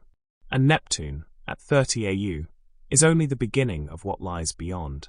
Past Neptune, the solar system enters a different kind of territory. Not the relatively orderly world of planetary orbits, with their well-defined paths and their regular relationships, but something more diffuse, more scattered, more ancient. The Kuiper Belt. The Kuiper Belt is a region of the solar system extending from roughly 30 AU, just beyond Neptune's orbit, out to about 50 AU. It is a vast disk of icy bodies, frozen remnants from the early solar system, preserved in the deep cold of the outer dark. Pluto lives here. Discovered in 1930 and long classified as the 9th planet, Pluto was reclassified as a dwarf planet in 2006 when astronomers began to understand the true nature of the Kuiper Belt, a region populated by hundreds of similar icy worlds, of which Pluto is simply one of the largest. Pluto orbits at an average distance of about 39 AU from the Sun's sunlight, takes roughly 5.5 hours to reach it. When the New Horizons spacecraft flew past Pluto in 2015, the first spacecraft ever to do so, it sent back images of a surprisingly complex world, with mountains of water ice and plains of nitrogen ice, and a haze-filled atmosphere, and a large heart-shaped feature visible from space that captured the imagination of the entire planet. Those images traveled 5.5 light hours back to Earth. 5.5 hours for light to cross the distance between Pluto and us. And Pluto, at 39 AU, is still not the edge of the solar system. Beyond the Kuiper Belt, the solar system begins to fade rather than end sharply. There is no clear boundary, no wall, no line where the solar system stops. Instead, there is a gradual diminishing, the Sun's influence growing weaker with distance, the density of objects thinning, the darkness deepening. One boundary we can identify is the heliosphere. The heliosphere is the vast bubble of space dominated by the solar wind, the continuous stream of charged particles flowing outward from the Sun in all directions. This solar wind fills the entire inner solar system and extends far beyond the planets, inflating a bubble in the surrounding interstellar medium. The boundary of the heliosphere, the heliopause, where the solar wind finally meets the interstellar medium and can push no further, lies at roughly 100 to 120 AU from the Sun. 100 to 120 astronomical units. 100 to 120 times the Earth-Sun distance. Light takes about 14 to 17 hours to travel from the Sun to the edge of the heliosphere. More than half a day of light travel time, just to reach the outer edge of the Sun's immediate influence. Voyager 1, the most distant human-made object, launched in 1977, crossed the heliopause in 2012 after 35 years of travel. 35 years, traveling at speeds far beyond anything a rocket can achieve on its own, using the gravity of Jupiter and Saturn to slingshot itself outward, and it only just crossed the boundary of the heliosphere. It is currently about 23 billion kilometers from Earth, about 155 AU, and it is still, in any meaningful sense, barely out the door. Because beyond the heliosphere, beyond even Voyager 1's extraordinary journey, there is one more structure that belongs to the solar system. One more region of space under the Sun's gravitational influence, so vast and so remote that it makes everything we have described so far feel, once again, small. The Oort cloud. The Oort cloud is a theoretical, but well-supported, shell of icy bodies surrounding the solar system at an almost unimaginable distance. It does not begin until roughly 2000 AU from the Sun, 2000 times the Earth-Sun distance. Light takes about 11.5 days to travel from the Sun to the inner edge of the Oort cloud, and the Oort cloud extends outward from there to somewhere between 50,000 and 100,000 AU. At its outer edge, we are about 1 to 2 light-years from the Sun. 1 to 2 light-years. The distance that it takes light, traveling at 300,000 kilometers per second, the fastest possible speed in the universe, more than a year to cross. The nearest star beyond our Sun is about 4 light-years away. The outer edge of the Oort cloud is somewhere between 1 and 2 light-years distant, which means the solar system and the nearest star system are, in a sense, almost overlapping. Almost, though the word almost covers a distance of several light-years, which is a distance we have not yet learned to feel. Let's pause here and take stock. We have a new measuring stick, the astronomical unit, 149 million kilometers, the distance from the Earth to the Sun. We have used it to pace out the solar system, from Mercury at 0.4 AU to the outer Oort cloud at 50,000 to 100,000 AU. The inner solar system, Mercury to Mars, fits inside 1.5 AU. The outer planets, Jupiter to Neptune, spread from 5 to 30 AU. The Kuiper belt extends to 50 AU. The heliosphere reaches to 100 to 120 AU. The Oort cloud spans from 2,000 to 100,000 AU. The full solar system, the complete extent of the Sun's gravitational influence, is somewhere in the region of 1 to 2 light-years across in radius, 2 to 4 light-years across in diameter. And in all of that space, in that entire, almost incomprehensible volume, there are 8 planets, dozens of moons, millions of asteroids, billions of comets, and one small rocky world, where something figured out how to ask questions about all the rest of it. There is something about the emptiness of the solar system that I want to dwell on for a moment, because it is one of the most counterintuitive things about space. We tend to imagine the solar system as a busy place. We picture it the way we see it in diagrams, compact, colorful, the planets arranged at relatively similar distances from each other, the asteroid belt a dense swarm of tumbling rocks. But this image is almost completely wrong. In reality, the solar system is almost entirely empty. If you built a scale model of the solar system, in which the Sun was the size of a grapefruit, the Earth would be a grain of sand about 15 meters away. Jupiter would be a marble roughly 77 meters from the grapefruit. Neptune would be another small marble, about 700 meters away. And the nearest star, at this scale, would be another grapefruit about 4,000 kilometers distant. The asteroid belt, in this model, would be so sparse, the individual rocks so small and so spread out, that you could fly a spacecraft through it, as we have done many times, without coming close to hitting anything. It sounds crowded. It is, in reality, almost perfectly empty. Space is not full of things. Space is full of space. This is the central, humbling, endlessly surprising truth of astronomy. The universe is almost entirely nothing, with tiny islands of something scattered through it at distances that make the nothing feel infinite. And now I want to offer you the thought that closes this chapter of our journey. The thought that connects everything we have explored tonight to everything that is still to come. The solar system, this vast, ancient, 4.5 billion-year-old structure, with its star and its 8 planets and its asteroid belt and its Kuiper belt and its enormous heliosphere and its Oort cloud extending 2 light-years in every direction. The solar system is tiny compared to the Milky Way. Not small, not modest, tiny, negligible, a speck. The Milky Way is roughly 100,000 light-years across. The solar system is roughly 2 to 4 light-years across at its widest extent. The solar system is, compared to the Milky Way, less than 1/10,000th of the galaxy's diameter. If the Milky Way were the size of the continental United States, the solar system would be smaller than a single bacterium. Invisible, unmeasurable by any ordinary means. And the Milky Way, as we are about to find out, is not the end of the story either. The galaxy, that enormous 100,000 light-year disk of hundreds of billions of stars, is itself just one of an estimated 2 trillion galaxies in the observable universe. Just one. Ordinary in size, unremarkable in structure, lost in a universe so large that the galaxy itself becomes what the solar system is to the galaxy. A speck. A beautiful, ancient, staggeringly complex speck. We are still climbing. The solar system is behind us now.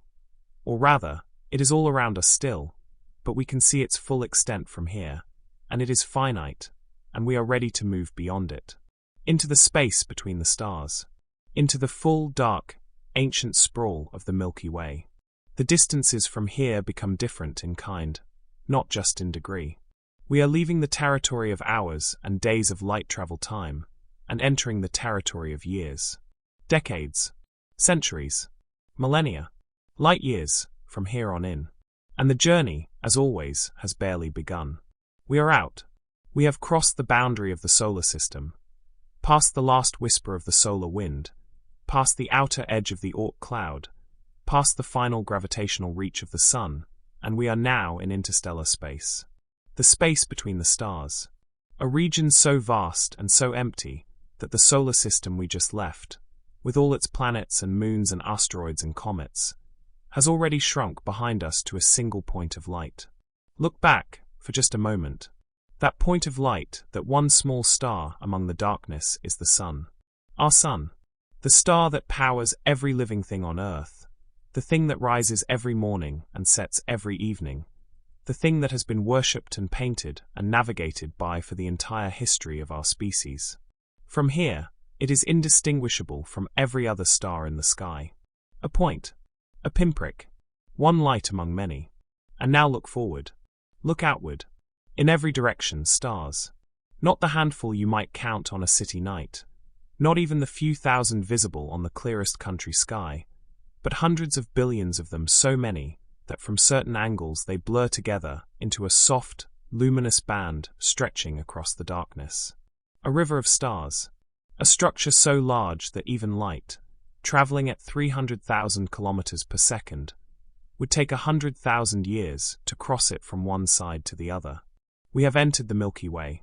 Not arrived at it from outside, we have always been inside it, embedded in it. Part of it since the solar system formed 4.5 billion years ago from one of its collapsing gas clouds. But now, for the first time on this journey, we can see it. We can step back far enough to begin to appreciate its shape, its scale, its staggering complexity. We are home, in the largest sense of the word. Let's talk about what a light year actually is, because we are going to be using this unit for everything from here on, and it deserves a proper introduction.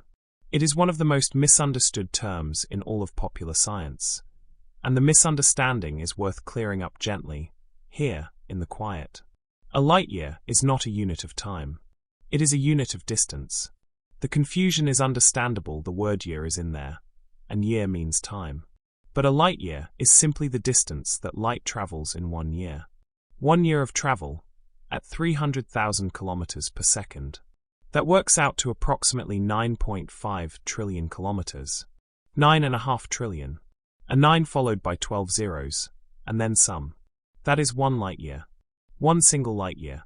When we say the nearest star beyond our Sun, Proxima Centauri, is about 4.2 light years away, we mean it is approximately 40 trillion kilometers from here. 40 trillion kilometers. A distance so large that the fastest spacecraft we have ever launched would take tens of thousands of years to reach it. A distance that no human being, traveling at any speed we can currently achieve, could cross in a lifetime. Or 100 lifetimes. And 4 light years is the nearest star. The closest one. The one right next door, by galactic standards. The Milky Way is 100,000 light years across. 100,000 times 9.5 trillion kilometers. A number so large that trying to write it out in full would take more space than this entire script. This is the scale we are operating at now. Not kilometers. Not astronomical units. Light years. And the Milky Way is 100,000 of them. What is the Milky Way, exactly? What are we inside of, right now, as we float in this interstellar darkness? The Milky Way is a barred spiral galaxy. A structure of gas and dust and dark matter, and above all stars. Hundreds of billions of stars, arranged in a shape something like a flattened disk with a bright, dense bulge at the center and long, curving arms of star formation spiraling outward from that center like the arms of a vast, slow pinwheel. The disk is roughly 100,000 light-years across and, in most places, only a few thousand light-years thick, though the central bulge is considerably thicker, more spherical, more densely packed.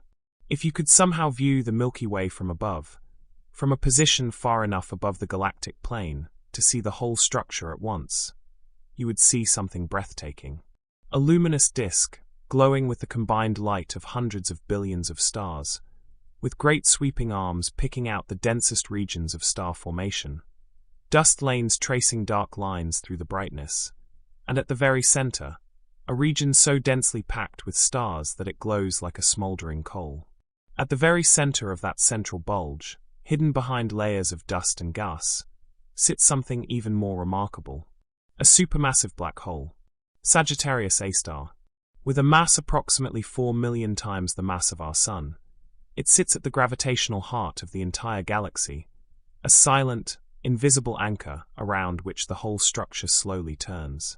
The Milky Way completes one rotation, one full turn of the entire galaxy, approximately every 225 to 250 million years. This is sometimes called a cosmic year, or a galactic year. The solar system has completed this journey about 20 times since it formed.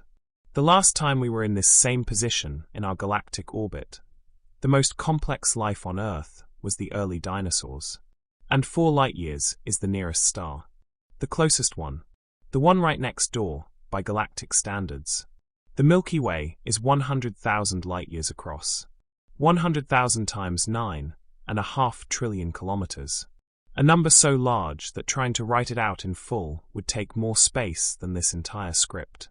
This is the scale we are operating at now. Not kilometers.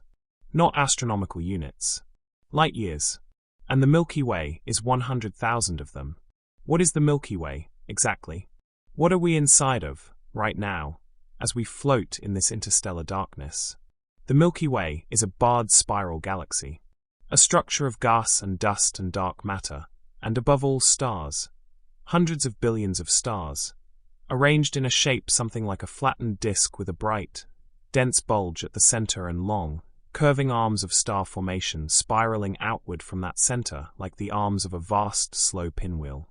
The disk is roughly 100,000 light-years across, and, in most places, only a few thousand light-years thick, though the central bulge is considerably thicker, more spherical, more densely packed. If you could somehow view the Milky Way from above, from a position far enough above the galactic plane to see the whole structure at once, you would see something breathtaking. A luminous disk, glowing with the combined light of hundreds of billions of stars, with great sweeping arms picking out the densest regions of star formation, dust lanes tracing dark lines through the brightness, and at the very center, a region so densely packed with stars that it glows like a smoldering coal. At the very center of that central bulge, hidden behind layers of dust and gas, sits something even more remarkable. A supermassive black hole, Sagittarius A star. With a mass approximately 4 million times the mass of our Sun, it sits at the gravitational heart of the entire galaxy, a silent, invisible anchor around which the whole structure slowly turns. The Milky Way completes one rotation, one full turn of the entire galaxy, approximately every 225 to 250 million years. This is sometimes called a cosmic year, or a galactic year. The solar system has completed this journey about 20 times since it formed. The last time we were in this same position in our galactic orbit, the most complex life on Earth was the early dinosaurs. And our solar system, where is it in all of this? We sit on one of the Milky Way's spiral arms, a smaller arm called the Orion arm, or the local spur. We are not at the center, and we are not at the outer edge. We are somewhere in the middle regions, roughly 26,000 light-years from the galactic center. 26,000 light-years. If you could travel at the speed of light, which nothing with mass can do, it would still take 26,000 years to reach the center of our own galaxy. The Milky Way's light that reaches us from the galactic center left there 26,000 years ago. The light showing us the heart of our own galaxy is 26,000 years old. It set out when our ancestors were painting animals on cave walls, when the last woolly mammoths still walked the earth, when the entire human population of the planet was perhaps a few million people living in small, scattered bands across several continents. That ancient light is still arriving, still crossing the remaining distance, still carrying its message from the heart of the galaxy to our eyes. Now let's talk about the stars. Hundreds of billions of them, in the Milky Way alone. The number most commonly cited is somewhere between 100 billion and 400 billion, though the true figure is difficult to pin down precisely because so many stars are small and dim and hard to count from inside the galaxy. But let's take the conservative end of that range. 100 billion stars. 100 billion. If you tried to count to 100 billion, counting one number per second without stopping to sleep or eat, it would take you over 3,000 years. 3,000 years of counting, every second, to reach the number of stars in our galaxy at the low estimate. And those stars are not all alike. Not remotely. The diversity of stars in the Milky Way is one of the things that makes it so endlessly fascinating. A range of sizes and ages and temperatures and colors that spans many orders of magnitude, from tiny dim embers to enormous blazing giants. Let's meet some of them. The most common stars in the galaxy, by far the most numerous, are red dwarfs. Small, cool, dim, and extraordinarily long-lived. A red dwarf might be only a tenth to a half the mass of our Sun, burning so slowly and so efficiently that it can sustain its nuclear fusion for tens, or even hundreds of billions of years. Our entire universe is only about 13.8 billion years old, and red dwarfs can burn for 10 times that long. The smallest red dwarfs alive today will still be burning long after every other type of star has gone dark. They are dim, too faint to see with the naked eye, even the nearest ones, but they make up somewhere around 70 to 80% of all the stars in the Milky Way. The galaxy is, in a quiet and unassuming way, mostly made of these small, patient, ancient embers. Proxima Centauri, our nearest stellar neighbor, is a red dwarf. It will be fusing hydrogen long after the Sun has finished its life. Then there are stars like our Sun, yellow dwarfs, medium-sized, middle-aged, with lifespans of roughly 10 billion years. Common enough in the galaxy, though far outnumbered by red dwarfs. The Sun is in its middle age, about 4.5 billion years old, with roughly another 5 billion years of hydrogen fusion ahead of it before it begins to change. And then there are the giants. Some stars are large in a way that makes our Sun, remember, the thing that 109 Earths can fit across, look unremarkable. Small, even. Blue giant stars can be 10 to 100 times the mass of the Sun, burning so hot and so bright that they blaze with a blue-white light visible across vast distances. They are rare, because they burn through their fuel at such a ferocious rate that their lives are short by stellar standards. Millions of years, rather than billions. They live fast and die dramatically. And then there are the supergiants. Stars so large that if you placed one at the center of our solar system, its surface would engulf the inner planets, Mercury, Venus, Earth, Mars, and extend out toward Jupiter or beyond. Stars like Betelgeuse, the red supergiant in the shoulder of Orion, which is large enough that if it replaced our Sun, you would be living inside it. Large enough that light takes several hours to travel from one side to the other. Large enough that it is visibly not a point of light even to the naked eye. It has a detectable disk, a size you can almost see. Stars come in this extraordinary range, from red dwarfs barely large enough to sustain fusion to red supergiants, so enormous that the entire inner solar system fits within them. And all of them, every single one, scattered across 100,000 light-years of space, turning and burning and aging in the dark. Hundreds of billions of them in the Milky Way alone. And the Milky Way is only one galaxy.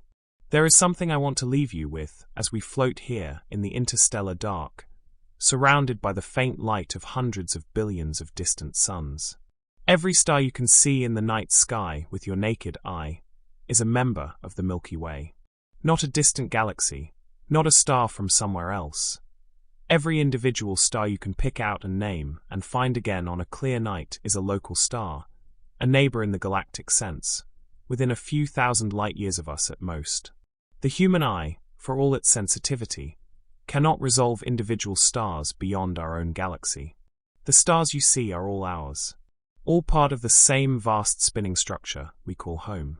And the Milky Way itself, the soft, luminous band that stretches across the sky on a truly dark night, the thing our ancestors called by 1,000 different names and wove into 1,000 different stories, that is not a cloud, not a haze, not an atmospheric effect. It is the combined light of billions of stars too distant and too numerous to resolve individually, blending together into that gentle river of light. You are looking along the plane of the galaxy. You are seeing its disk edge on. You are seeing the depth of the Milky Way itself, stretching away in both directions, curving around the full sky. Every time a human being has looked up at the night sky and felt something wordless and vast and true, every time someone has stood in a dark field and been stopped in their tracks by the sheer weight of the sky above them, they were looking at this. At home, at the galaxy we live in, 100,000 light-years across, hundreds of billions of stars, one small solar system, 26,000 light-years from the center, quietly orbiting. And beyond the edge of the Milky Way, the real darkness begins. The space between galaxies, the intergalactic void, distances that make the Milky Way itself, for all its 100,000 light-year span, seem small. We are going there next. But not yet. For now, float here a little longer. Let the light of hundreds of billions of stars wash over you. We are going to step outside now. Not outside a room, not outside a building, not outside the atmosphere or the solar system or even the galaxy. We have done all of those things already. We are going to step outside the Milky Way itself. Outside the 100,000 light-year disk of hundreds of billions of stars that has been our home for this entire journey. We are going to rise above it, far enough above it to see its full shape spread out below us like a luminous pinwheel in the dark, and then we are going to look around. And when we look around, we are going to find that we are not alone. Not in the way that word is sometimes used, not talking about life, not talking about other civilizations, but alone in the simpler, starker sense. We are going to find that the Milky Way, for all its 100 billion stars and its 100,000 light-year span, for all the hundreds of millions of years it has been slowly turning, is not the only galaxy. Not one of a handful. Not one of thousands. One of trillions. The universe is full of galaxies. Full of them, in every direction, at every distance, as far as any telescope we have ever built can see. The Milky Way is not the universe. It is one small piece of it. One island of stars in an ocean of islands, each one vast by human measure, each one separated from the others by distances that dwarf even the Milky Way itself. We are stepping out into that ocean tonight. And the first thing we will find, just across the water, is a neighbor. On a very dark, very clear night, in the right part of the world, you can see it with the naked eye. It appears as a faint smudge of light, barely distinguishable from a wisp of cloud, sitting in the constellation of Andromeda. Most people who have not been told what they are looking at would pass over it, without a second glance. A soft blur, a slightly brighter patch in a dark sky. Nothing that announces itself as remarkable. But that smudge of light is the Andromeda Galaxy. And it is the most distant thing the human eye can see without any instrument at all. The light entering your eye, when you look at Andromeda, left that galaxy approximately 2.5 million years ago. 2.5 million years. When that light began its journey toward us, our ancestors were small-brained, upright walking primates on the African savanna, still hundreds of thousands of years away from anything we would recognize as human culture.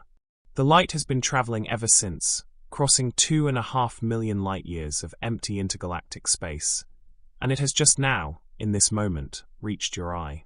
That smudge of light is ancient beyond imagining, and it is the nearest large galaxy to our own.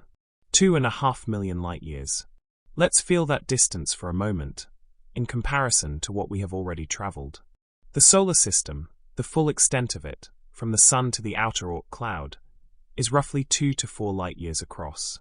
The Milky Way is 100,000 light-years across, and Andromeda is 2.5 million light-years away. The gap between the Milky Way and Andromeda is roughly 25 times the diameter of the Milky Way itself. 25 Milky Ways, laid end to end, would fill the space between us and our nearest large neighbor. 25 disks of hundreds of billions of stars each, stretching across the void. The space between galaxies is not just large. It is of a categorically different kind of emptiness than anything we have encountered so far. Interstellar space, the space between stars within a galaxy, is already extraordinarily empty. But intergalactic space is emptier still. Far from the gravitational pull of any galaxy, far from any star or planet or cloud of gas, there are regions of the universe so completely devoid of matter that a cubic meter of that space contains, on average, less than one atom. One atom in a cubic meter of space. Compared to that, even the near vacuum of interstellar space feels almost crowded. The universe, between its islands of light, is almost perfectly nothing. Andromeda is a spiral galaxy like our own, larger than the Milky Way, in fact, containing somewhere between 1 trillion and 1.5 trillion stars, compared to our galaxy's estimate of 100 to 400 billion. It is broader, more massive, and arguably more beautiful when seen in full. A great tilted disk of light with a bright core and sweeping spiral arms, attended by a retinue of smaller satellite galaxies, just as the Milky Way has its own. If you could somehow see Andromeda as it truly appears in the sky, not just the tiny smudge the eye can detect, but the full extent of its disk of light, it would span roughly 6 times the width of the full moon from edge to edge. 6 full moons laid side by side. It is not small. It is simply too faint, across its outer regions, for the eye to detect without help. But here is something about Andromeda that is worth sitting with quietly for a moment. It is coming toward us. Andromeda and the Milky Way are on a collision course. Not a fast one, not an imminent one. In human terms, not anything to concern yourself with at all. But in cosmic terms, the two galaxies are approaching each other at roughly 110 kilometers per second, and in approximately 4.5 billion years, they will collide and merge into a single, larger galaxy. A galaxy that some astronomers have already given a name, Milkomeda, or sometimes Milkdromeda, a merged elliptical galaxy, no longer a spiral, the distinct shapes of both its parents dissolved into something new. In 4.5 billion years, our night sky, if anyone is around to see it, will be ablaze with the light of Andromeda's trillion stars, close and overwhelming, filling half the sky. And then, over billions more years, the two galaxies will slowly intertwine and settle into their merged form. This will not be a catastrophe. When galaxies collide, they pass through each other largely like ghosts. The stars within them are so far apart that actual stellar collisions are extraordinarily rare. What changes is the shape, the structure, the slow gravitational dance. The gas clouds will collide and compress and trigger enormous bursts of new star formation. The spiral arms will be torn and scattered. And what emerges, billions of years later, will be something neither galaxy is now. But Andromeda and the Milky Way are not alone in this corner of the universe. They are part of a larger family, the Local Group. The Local Group is the name given to the cluster of galaxies that includes our own, a collection of roughly 80 galaxies, bound together by mutual gravity, occupying a region of space roughly 10 million light-years across. 10 million light-years. The Milky Way, at 100,000 light-years, fits into the Local Group about 100 times over in each direction. Most of the galaxies in the Local Group are small, dwarf galaxies, irregular in shape, modest in star count, orbiting the larger galaxies the way moons orbit planets. The Milky Way itself has several of these satellite galaxies. The large and small Magellanic Clouds, visible from the southern hemisphere as detached pieces of the Milky Way, are the most prominent. They are genuine galaxies, each containing billions of stars, each orbiting our own galaxy and interacting with it gravitationally. The Local Group is dominated by three large galaxies: the Milky Way, Andromeda, and Triangulum, a smaller spiral galaxy about 3 million light-years away. These three anchor the group, and the dozens of smaller galaxies orbit around them in a complex gravitational choreography that has been playing out for billions of years and will continue for billions more. And now, let's step back further still, past the Local Group, into the larger structure beyond. Galaxies, it turns out, are not randomly scattered through the universe. They cluster.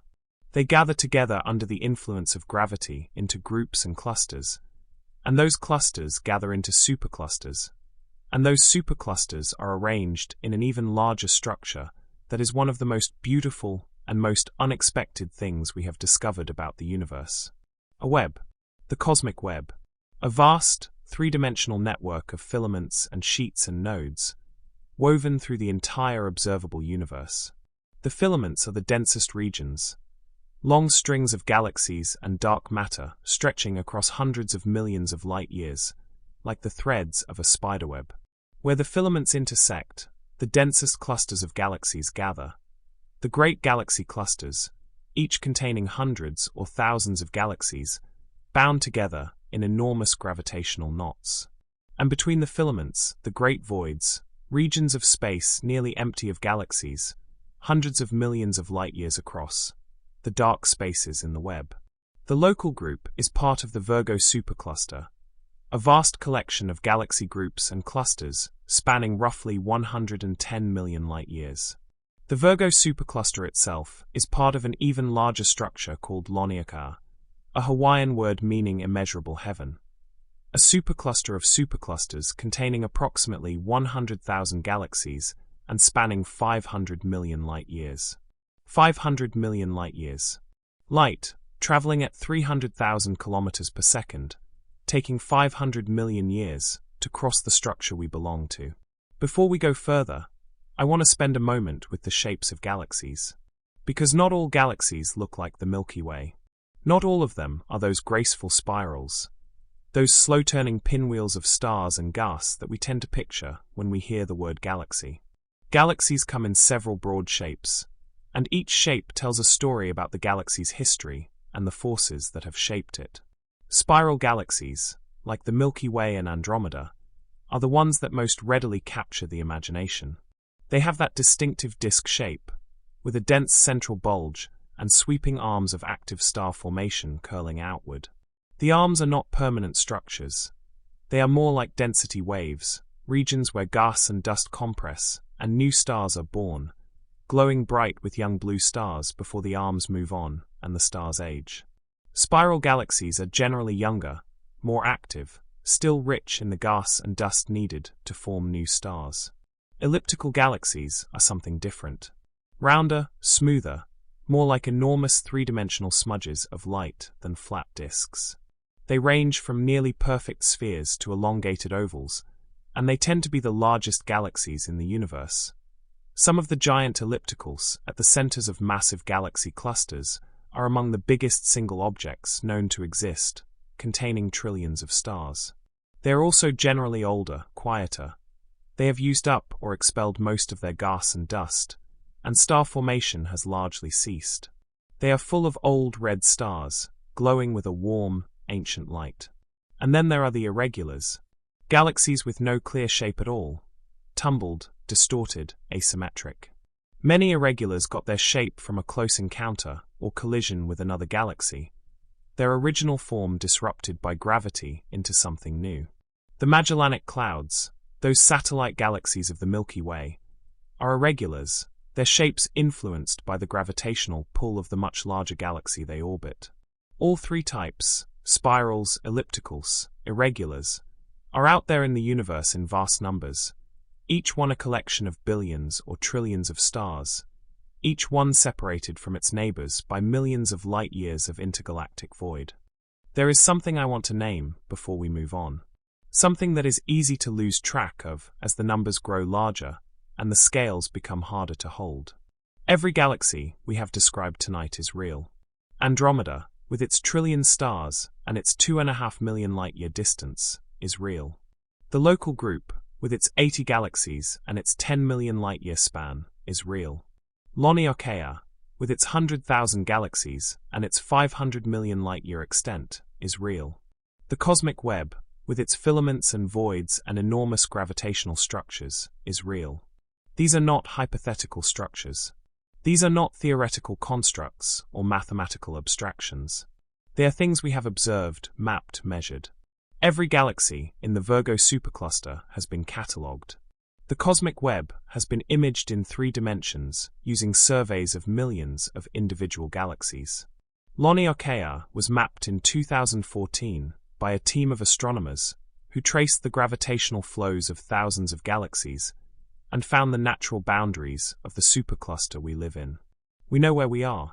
We have found our address in the universe, layer by layer, planet, solar system, galaxy, local group, supercluster, filament in the cosmic web. We have mapped our neighborhood at every scale, all the way up to the largest structures that exist. And we are still not at the edge of what we can see. The observable universe extends to roughly 46 billion light-years, in every direction from where we stand. Laniakea, at 500 million light-years across, is barely 1% of that distance. Beyond Laniakea are more superclusters, more filaments, more voids, more galaxy clusters, structure upon structure, stretching away in every direction, to the very horizon of the observable universe. 2 trillion galaxies. That is the current best estimate of the total number of galaxies in the observable universe. 2 trillion. Each one containing hundreds of billions to trillions of stars. Each one separated from its neighbors by millions of light-years of almost perfect emptiness. I want to leave you here for a moment. In the intergalactic dark, between the islands of light. Surrounded in every direction by galaxies, spiral and elliptical and irregular, near and far, bound in clusters and superclusters, and the great web of the cosmic structure. The universe is not empty, but it is mostly empty. And what fills it is not scattered uniformly, but gathered into these islands, these extraordinary concentrations of matter and energy and light, with almost unimaginable voids between them. And in one of those islands, in one spiral arm of one ordinary spiral galaxy, orbiting quietly 26,000 light-years from the galactic center, there is a small yellow star. And around that star, a small rocky planet. And on that planet, right now, something is lying in the dark and listening, letting the scale of everything wash slowly over it, drifting towards sleep. You are that something, connected by an unbroken chain of scale, from the quantum world in your own atoms, all the way to the filaments of the cosmic web. A small thing in an enormous universe, aware of both its smallness and the universe's enormity. That awareness is not nothing. In all these billions of galaxies, in all this vast and ancient dark, it may be among the rarest and most precious things there is. I want you to imagine something with me. Not a number this time. Not a distance or a diameter or a unit of measurement. Something more like a picture. Something you can close your eyes and hold in your mind and simply look at. The The way you might look at something beautiful without needing to understand all of it immediately. Imagine that you could rise. Not the rising we have been doing on this journey. Not the careful step-by-step ascent through scale that has brought us from atoms to cells to planets to stars to galaxies. But a sudden, enormous rising. A rising so vast that the entire observable universe comes into view at once. All of it. Every galaxy, every cluster, every supercluster, every filament, every void. The entire contents of the cosmos laid out before you like a landscape scene from an impossible height. What would you see? Not chaos. That is the first thing. Not a random scattering of light. Not galaxies flung in every direction without pattern or structure. Not the formless, featureless blankness you might expect from something so vast that no organizing principle could possibly hold across its entire extent. You would see a web. A vast, three-dimensional, achingly beautiful web. Threads of light stretching across hundreds of millions of light years, connecting bright nodes where the threads intersect, enclosing great dark spaces between them. Spaces so large that entire galaxy clusters would be lost inside them without trace. A structure so enormous, and yet so clearly a structure, that it looks almost as though something made it. As though something wove it, long ago, and left it here in the dark. This is the cosmic web, the largest pattern of structure known to exist in the universe. And it is real. Let's understand how it got there. Because the web was not placed. It was not designed. It grew, the way things grow when the right conditions are present. Slowly, over billions of years, from the faintest possible beginnings. In the very early universe, in the first fractions of a second after the beginning, the cosmos was almost perfectly uniform. Almost, but not quite. There were tiny fluctuations in density, regions where matter was very slightly, by less than 1 part in 100,000, more concentrated than the surrounding average. These fluctuations were quantum in origin, the faintest possible whisper of unevenness in an otherwise smooth and blazing cosmos. But gravity is patient, and gravity amplifies. Over hundreds of millions of years, those tiny density fluctuations began to grow. Regions of slightly higher density pulled more matter toward themselves, becoming denser still, while the slightly emptier regions became emptier. The process was slow at first, barely perceptible. But it compounded, the way all exponential processes compound. Slowly, then suddenly, then overwhelmingly. The matter in the universe, both the ordinary matter we can see and the far more abundant dark matter we can only infer from its gravitational effects, began to collapse along sheets and filaments, following the invisible scaffolding of dark matter that gravity had already begun to construct. The gas fell inward along these structures. Stars ignited. Galaxies formed. And they formed not scattered randomly, but gathered along the threads of the cosmic web, like dewdrops gathering along the threads of a spider's web after a night of rain. The web was not imposed on the universe. It emerged from it, from quantum uncertainty, amplified by gravity across 13.5 billion years, into the largest structure that exists. Let's look at the web more carefully. Let's walk through its features one by one, slowly, in the dark. The filaments are the threads of the web, the long, luminous structures connecting the brightest nodes. They are made of galaxies and hot gas and dark matter, strung out across hundreds of millions of light-years in long, relatively narrow ropes of structure. A filament is not thin by any ordinary standard. It might be tens of millions of light-years across. But compared to its length, compared to the hundreds of millions of light-years it spans, it is thin enough to deserve the name. The filaments are the densest regions of the web outside the nodes themselves. They are where galaxies cluster most thickly, where the hot gas that fills intergalactic space is most concentrated, where the dark matter scaffolding is most elaborate. If you were a galaxy, a filament would be the equivalent of a city, a region of high density, high activity, rich structure, embedded in a much larger and mostly empty landscape. Where the filaments meet, something extraordinary happens. At the intersections of the filaments, the nodes where multiple threads converge, the density of matter reaches its highest values in the universe. These are the galaxy clusters. Enormous gravitational knots containing hundreds, or even thousands of individual galaxies, bound together in a shared halo of dark matter and hot gas, slowly moving through space as a single enormous structure.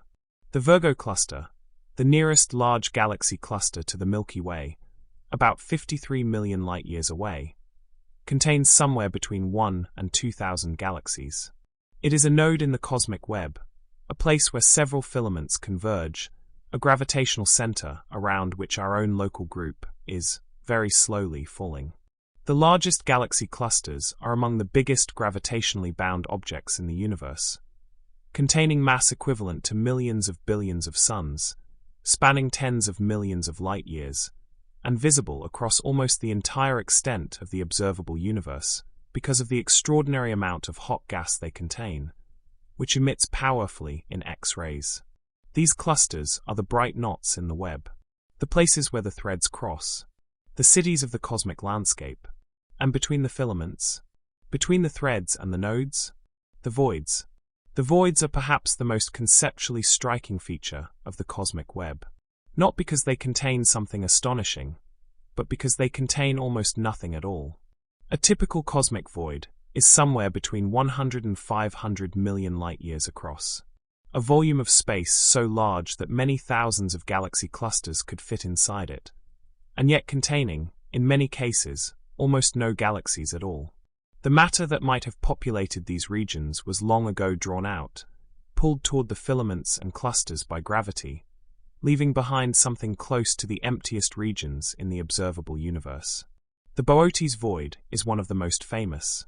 Discovered in 1981, when astronomers noticed a puzzling absence of galaxies in one region of the sky, the Boötes void is roughly 330 million light-years across. A sphere of space containing almost nothing, a handful of galaxies, where the surrounding density would suggest there should be thousands. When astronomers first measured it, some were so startled by its size that they initially doubted their own data. Surely nothing could be that empty. Surely the universe could not leave that much space genuinely blank.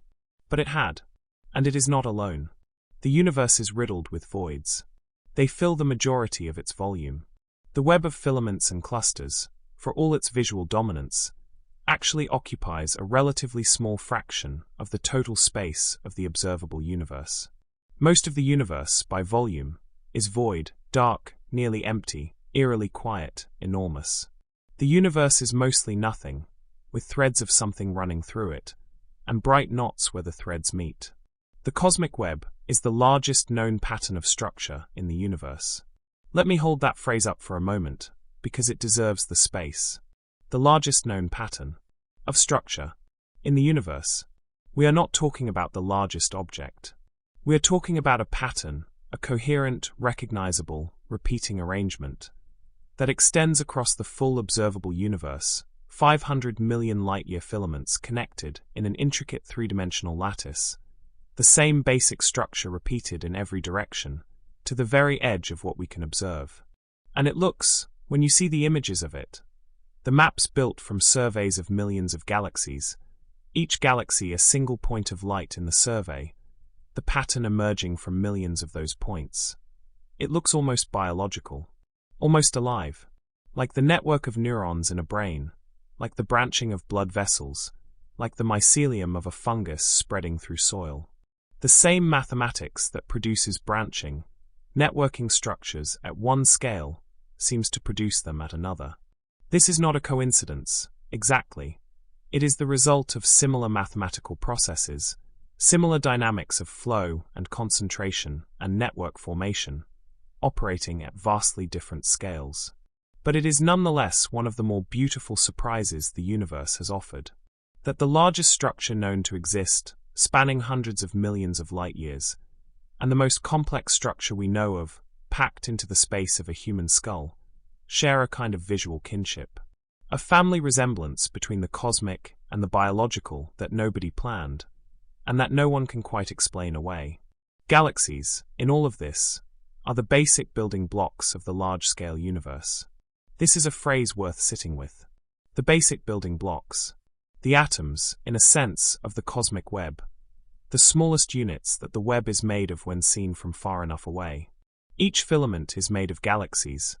Each node is a cluster of galaxies. Each void is defined by the absence of galaxies. And each galaxy is itself a structure of hundreds of billions of stars, each star a nuclear furnace, each furnace surrounded by planets and moons and comets, and the possibility of something that looks up and wonders. The building blocks of the largest pattern in the universe are themselves of almost incomprehensible complexity. There is no level of this, no scale at which you arrive at something genuinely simple.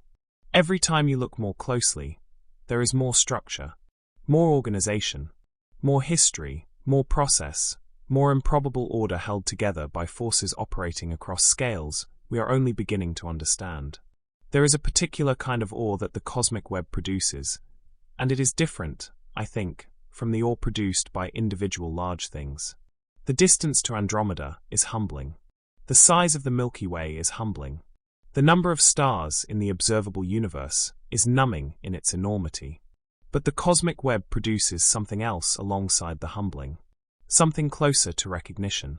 Because when you see it, when you really look at the maps, at that luminous lattice stretching across the universe, something in you knows that shape. Something in you has seen a network before, has understood branching and connection, and the way things cluster, has felt at home in a pattern, even when the pattern is incomprehensibly vast. We are pattern-recognizing creatures. It is perhaps our deepest and most ancient skill. The ability to find structure in the world, to see the web in the noise, to recognize that things are not random, that shape and order are present even where chaos seems to reign. And the cosmic web is, in a sense, the ultimate expression of that skill. The largest pattern there is. The one that the entire universe is woven into. We found it because we looked. Because we built telescopes and mapped millions of galaxies, and plotted their positions in three-dimensional space, and stood back, and looked at what the points made. And what the points made was a web. This is where we are tonight. Floating in the dark between the filaments, the nodes of the galaxy clusters glowing in the distance in every direction, the great voids stretching away into silence around us, the whole extraordinary lattice of the universe spreading outward to the edge of what light has had time to show us. The cosmic web is the largest pattern we know of. The filaments are its threads. The galaxy clusters are its nodes. The voids are its spaces. And the Milky Way, our home, our 100,000 light-year galaxy of hundreds of billions of stars, is one tiny point of light in one thread of that web, unremarkable in location, unremarkable in size, unremarkable in almost every cosmic measure. And yet it is the point of light from which all of this has been seen. The vantage point from which the web was discovered.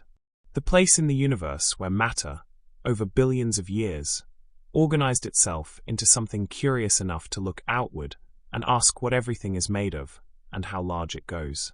The web does not know it is a web. Only we know that. Only something standing inside it, small and brief and strangely awake, looking outward with instruments of light and mathematics and imagination, has ever seen the pattern and named it and felt something in response. That perhaps is the most astonishing structure of all. We have arrived at a boundary. Not a wall, not a line drawn in space, not a place where matter ends and something else begins. The boundary we have arrived at is stranger than any of those things. It is a boundary made of time. A horizon created not by the universe running out of space, but by light not having had enough time to cross it. We have reached the edge of the observable universe. And I want to spend this whole segment here, at this edge, because it is one of the most philosophically rich and quietly beautiful places our journey has taken us. Not the most dramatic, perhaps. Not the most visually overwhelming. But the most thought-provoking. The place where the deep nature of space and time and light becomes impossible to ignore. Where the universe reveals something about itself that is genuinely, irreducibly strange. So let's settle in here. Let's look at the boundary carefully, and understand what it is and what it means and why the numbers, when you examine them, are even more surprising than they first appear. The observable universe is, as the name suggests, the part of the universe we can observe. The part we can see, detect, measure, or in any way gather information about. And it is limited not by the size of our telescopes, not by the sensitivity of our instruments, not by any technological shortcoming we might one day overcome, but by something far more fundamental. The speed of light. Light travels fast, faster than anything else in the universe, the ultimate cosmic speed limit, but it does not travel instantaneously. It takes time, and the universe has a finite age. It has existed for approximately 13.8 billion years, which means that light, no matter how fast it travels, can only have crossed a finite distance in that time. The observable universe is, in essence, a sphere centered on us not because we are special, not because we are at the center of anything, but simply because we are the observers, and the boundary of what we can observe is defined by how far light has had time to travel to reach us. Any observer anywhere in the universe would be at the center of their own observable universe, their own sphere of light travel time. We are not privileged. We are just here, and the universe we can see is the universe our position and our age allows us to see. Beyond the boundary of the observable universe, there is almost certainly more universe. Probably much more, possibly infinite more. But the light from those regions has not had time to reach us yet. It is still traveling. And until it arrives, those regions are, in the most literal sense, invisible to us. Not hidden behind something. Not blocked or obscured. Simply not yet connected to us by light. Now here is where the numbers get interesting. Where they take an unexpected turn that I want to walk you through slowly, because it is one of the most elegant surprises in all of cosmology. The universe is 13.8 billion years old. So you might expect the observable universe to be 13.8 billion light-years in radius. The light has had 13.8 billion years to travel, so the furthest light we can see should have come from 13.8 billion light-years away. That seems logical. That seems like it should follow directly. But the observable universe is not 13.8 billion light-years in radius. It is approximately 46.5 billion light-years in radius. And in diameter, the full width of the sphere, we can observe it, is about 93 billion light-years across. 93 billion light-years. From a universe 13.8 billion years old. How can light from 13.8 billion years of travel have come from a source now 46 billion light-years away? How can the numbers be so much larger than the age of the universe seems to allow? The answer is one of the most profound things we know about the universe, and it changes everything about how you understand the cosmos. Space itself is expanding. Let's sit with this idea carefully, because it is easy to misunderstand and important to feel correctly. The universe is not expanding into anything.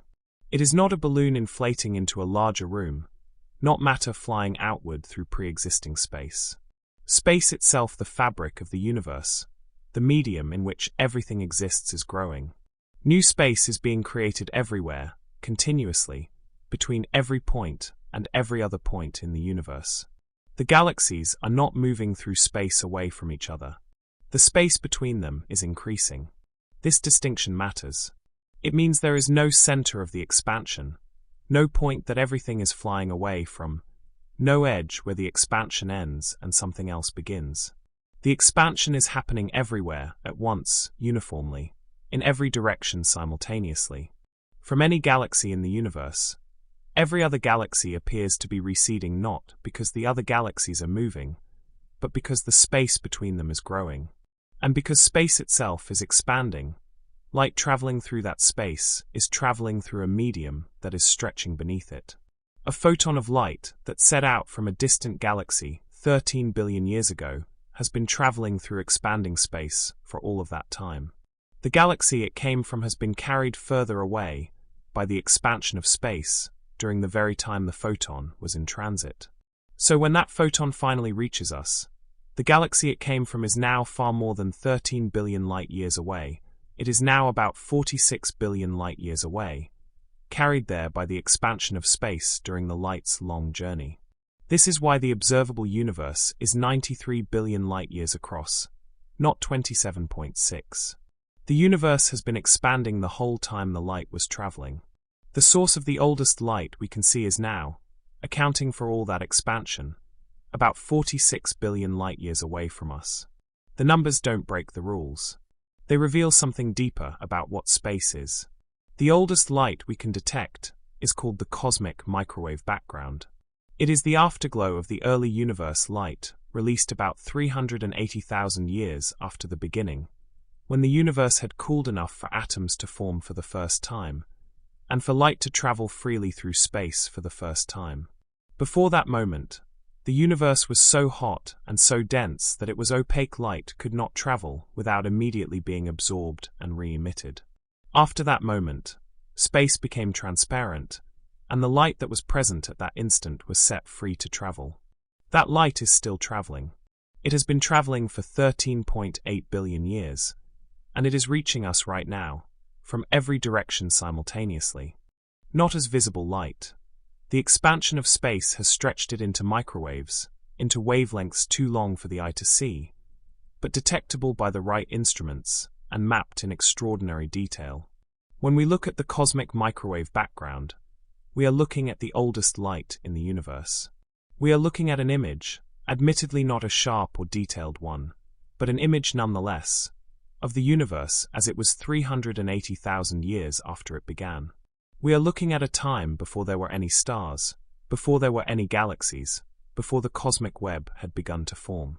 A universe of hot, glowing plasma, nearly uniform in every direction, with the faint seeds of all future structure barely visible in the tiny temperature variations across its surface.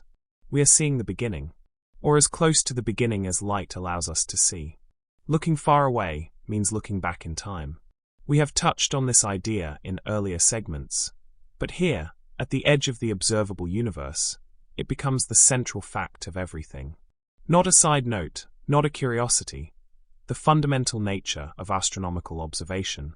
When you look at the moon, you see it as it was 1.3 seconds ago. When you look at the sun, 8 minutes ago. When you look at Andromeda, 2.5 million years ago. When you look at the most distant galaxies we can observe with our most powerful telescopes, the tiny, faint, reddish smudges at the very limits of our instruments, you are looking at light that left its source over 13 billion years ago. You are seeing galaxies as they existed when the universe was less than 1 billion years old. Young galaxies, irregular and clumpy, not yet settled into the beautiful spiral and elliptical forms we see nearby. The universe we observe is not the universe as it is. It is the universe as it was, at many different moments simultaneously, each distance corresponding to a different moment in time. Looking across space is looking across time. The further you look, the further back you see. The night sky is not a snapshot of the present. It is a layered archive of the past. Every star, every galaxy, every photon reaching your eye is a messenger from a different moment in history, carrying information about the state of the universe at the moment it was emitted. The sky is a time machine, and it runs in only one direction. Every observation is, necessarily, an observation of what was not what is. There is something quietly vertiginous about this, once you really feel it. The universe you can see does not exist as a simultaneous present. Every point you look at is a different age.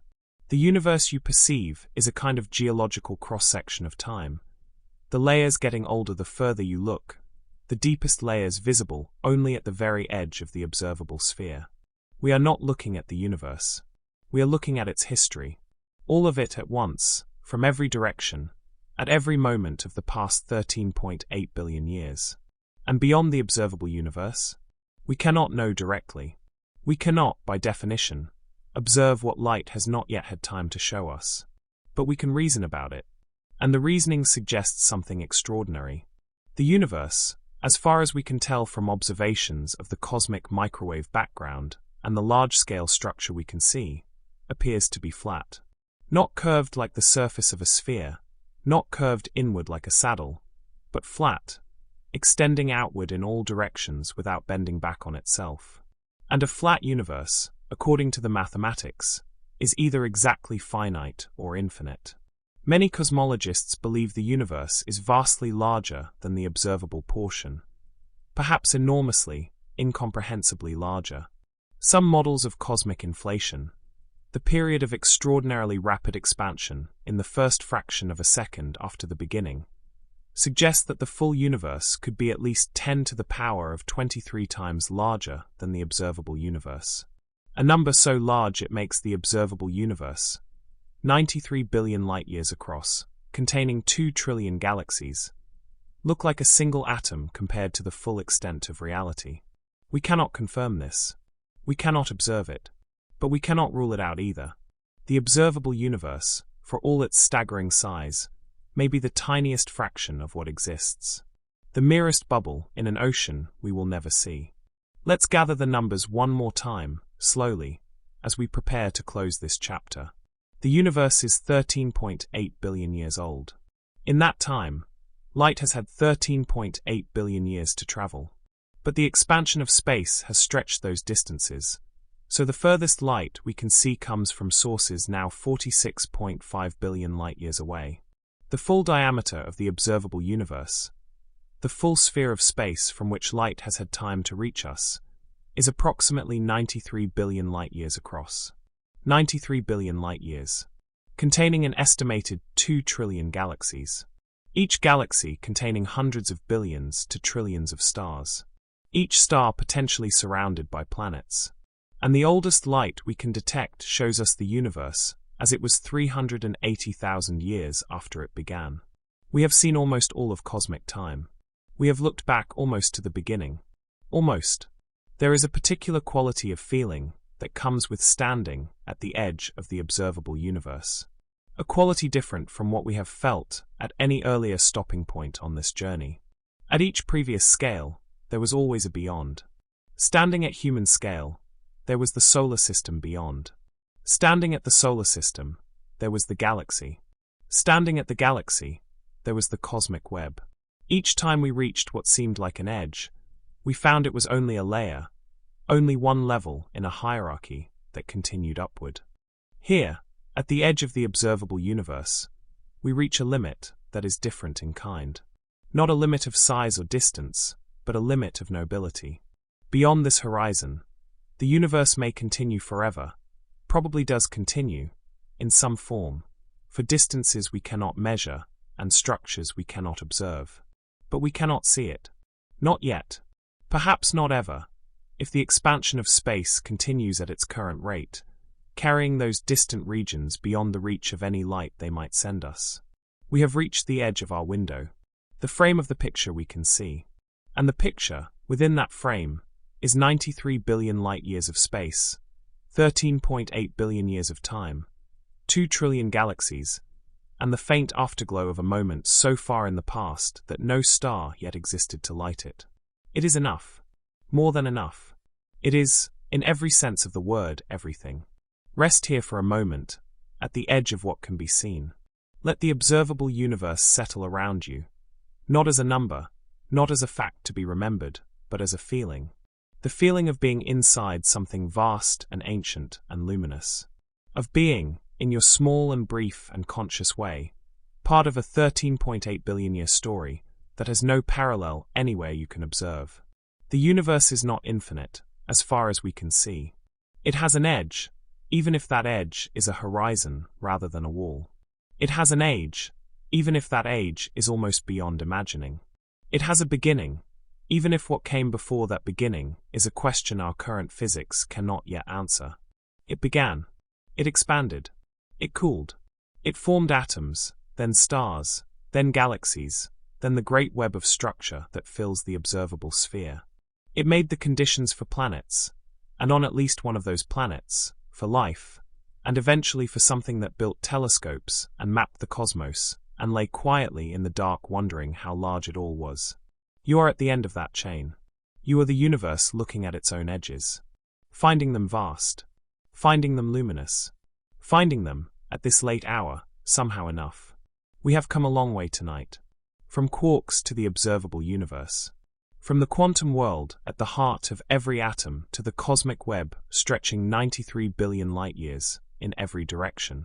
We have climbed through scale after scale, each one dwarfing the last, each one revealing a universe more complex and more ancient and more vast than the one before it.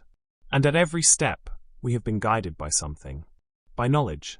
By measurement. By the careful, patient, centuries-long work of human beings pointing instruments at the sky and writing down what they found and comparing notes and arguing and checking each other's mathematics and slowly, painstakingly building a picture of the universe that is, by any reasonable measure, one of the greatest achievements in the history of our species. We know so much. We know the age of the universe to remarkable precision. We know the structure of the cosmic web. We know the distance to Andromeda, the size of the Milky Way, the temperature of the cosmic microwave background, the rate at which space is expanding. We know what stars are made of, and how they die, and what they leave behind. We know the structure of the atom, and the behavior of quarks, and the rules that govern the quantum world. We have mapped the observable universe from one edge to the other, in more detail, and with more accuracy than anyone a century ago could have imagined possible. And yet what we know is not the whole story. Not even close. What we know is, in the deepest and most humbling sense, a small island of light in a very large dark. Tonight, in this last segment of our journey, we are going to step off the island. We are going to stand at the edge of what is known and look out at what isn't. And we are going to find that the unknown is not empty. It is rich with the strangest, most beautiful mysteries that exist in all of science. Questions that go right to the heart of what the universe is, what it is made of, why it exists at all. We are going to sit with those questions tonight. Not answer them. They cannot be answered yet, perhaps cannot be answered by any mind that will ever exist. Just sit with them, in the dark, and let them be as large as they are. Let's begin with the universe itself. The whole of it, the contents of reality, everything that is. The universe contains four things, in the broadest sense. Matter, energy, space, and time. Matter is the stuff, the atoms and molecules and stars and planets, and everything built from them, including you. Energy is what makes things happen. Heat and light and motion, and the forces that hold matter together and pull it apart. Space is the medium in which matter and energy exist.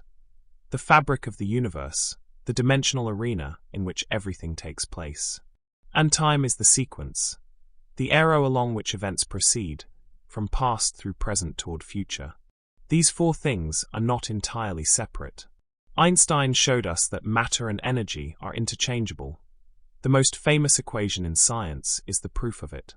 He also showed us that space and time are not separate things, but a single unified fabric, space-time, curved by the presence of matter and energy, its geometry the very mechanism of gravity.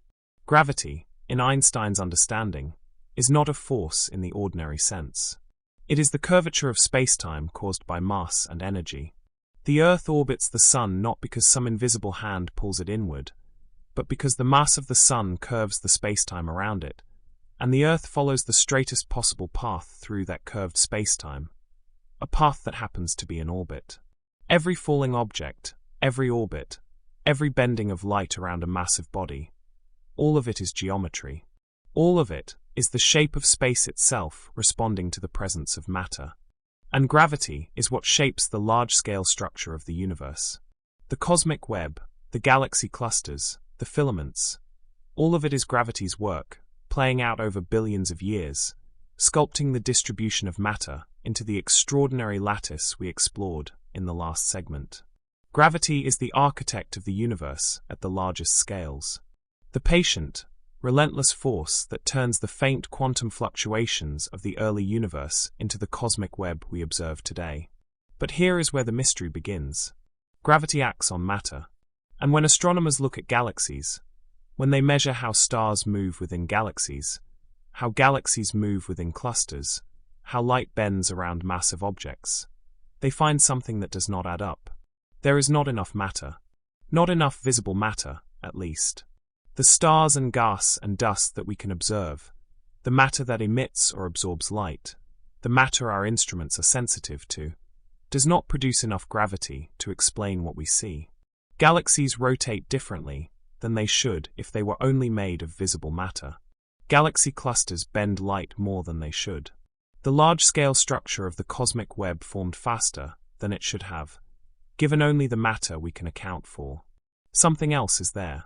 Something that has mass, and therefore gravity, but does not interact with light in any way we can detect. It does not emit light, does not absorb light, does not reflect light. It is, in every sense that our instruments can measure, invisible. We cannot see it directly. We cannot touch it. We cannot capture it in any laboratory we have built. We call it dark matter, and it makes up approximately 27% of the total energy content of the universe. The ordinary matter, the atoms, the stars, the galaxies, the planets, the cells, the quarks, everything we have discussed on this entire journey, makes up only about 5%. 5% of what the universe contains is the stuff we are made of, the stuff we can see and touch and measure. The remaining 95% is something else entirely. 27% dark matter. And the remaining 68% is stranger still. In 1998, 2 independent teams of astronomers were studying distant supernovae, exploding stars so bright they can be seen across billions of light years, using them as cosmic distance markers to measure the expansion of the universe. They expected to find that the expansion was slowing down. Gravity pulls matter together, after all. The combined gravity of all the matter in the universe should be acting as a brake on the expansion, decelerating it over time. What they found instead stopped them in their tracks. The expansion of the universe is not slowing down. It is speeding up. The universe is expanding faster now than it was in the past. The galaxies are accelerating away from each other. Whatever is driving the expansion is not just maintaining it, it is increasing it. Something is pushing space apart at an ever-growing rate, overcoming the gravity of all the matter in the universe and winning. We call it dark energy. It is our name for whatever is causing this accelerated expansion. It may be a property of space itself, an intrinsic energy of the vacuum, a kind of pressure built into the fabric of space-time that causes it to expand. Or it may be something else entirely, a new field, a new force, something we have no theoretical framework for yet. We do not know. We have an observation, the accelerating expansion, and we have a name for whatever is causing it, dark energy. And between the observation and the name there is an enormous gulf of understanding we have not yet crossed. Dark energy makes up approximately 68% of the total energy content of the universe. To summarize what we know about the contents of the universe, 5% is ordinary matter, everything we have ever seen or touched or measured. 27% is dark matter, invisible, undetected, known only through its gravitational effects. And 68% is dark energy, unknown in nature, detected only through its effect on the expansion of space. 95% of the universe is made of things we do not understand. 95%. Let that sit for a moment. All of science, all of physics and chemistry and astronomy and biology and every other discipline, all the measurements and equations and models and experiments, all the telescopes and particle accelerators and space probes, all the brilliant minds and all the centuries of accumulated knowledge. And we understand 5% of what the universe is made of. The other 95% is, in the deepest sense, unknown. This is not a failure. I want to say that clearly. It is not a mark of inadequacy or incompetence.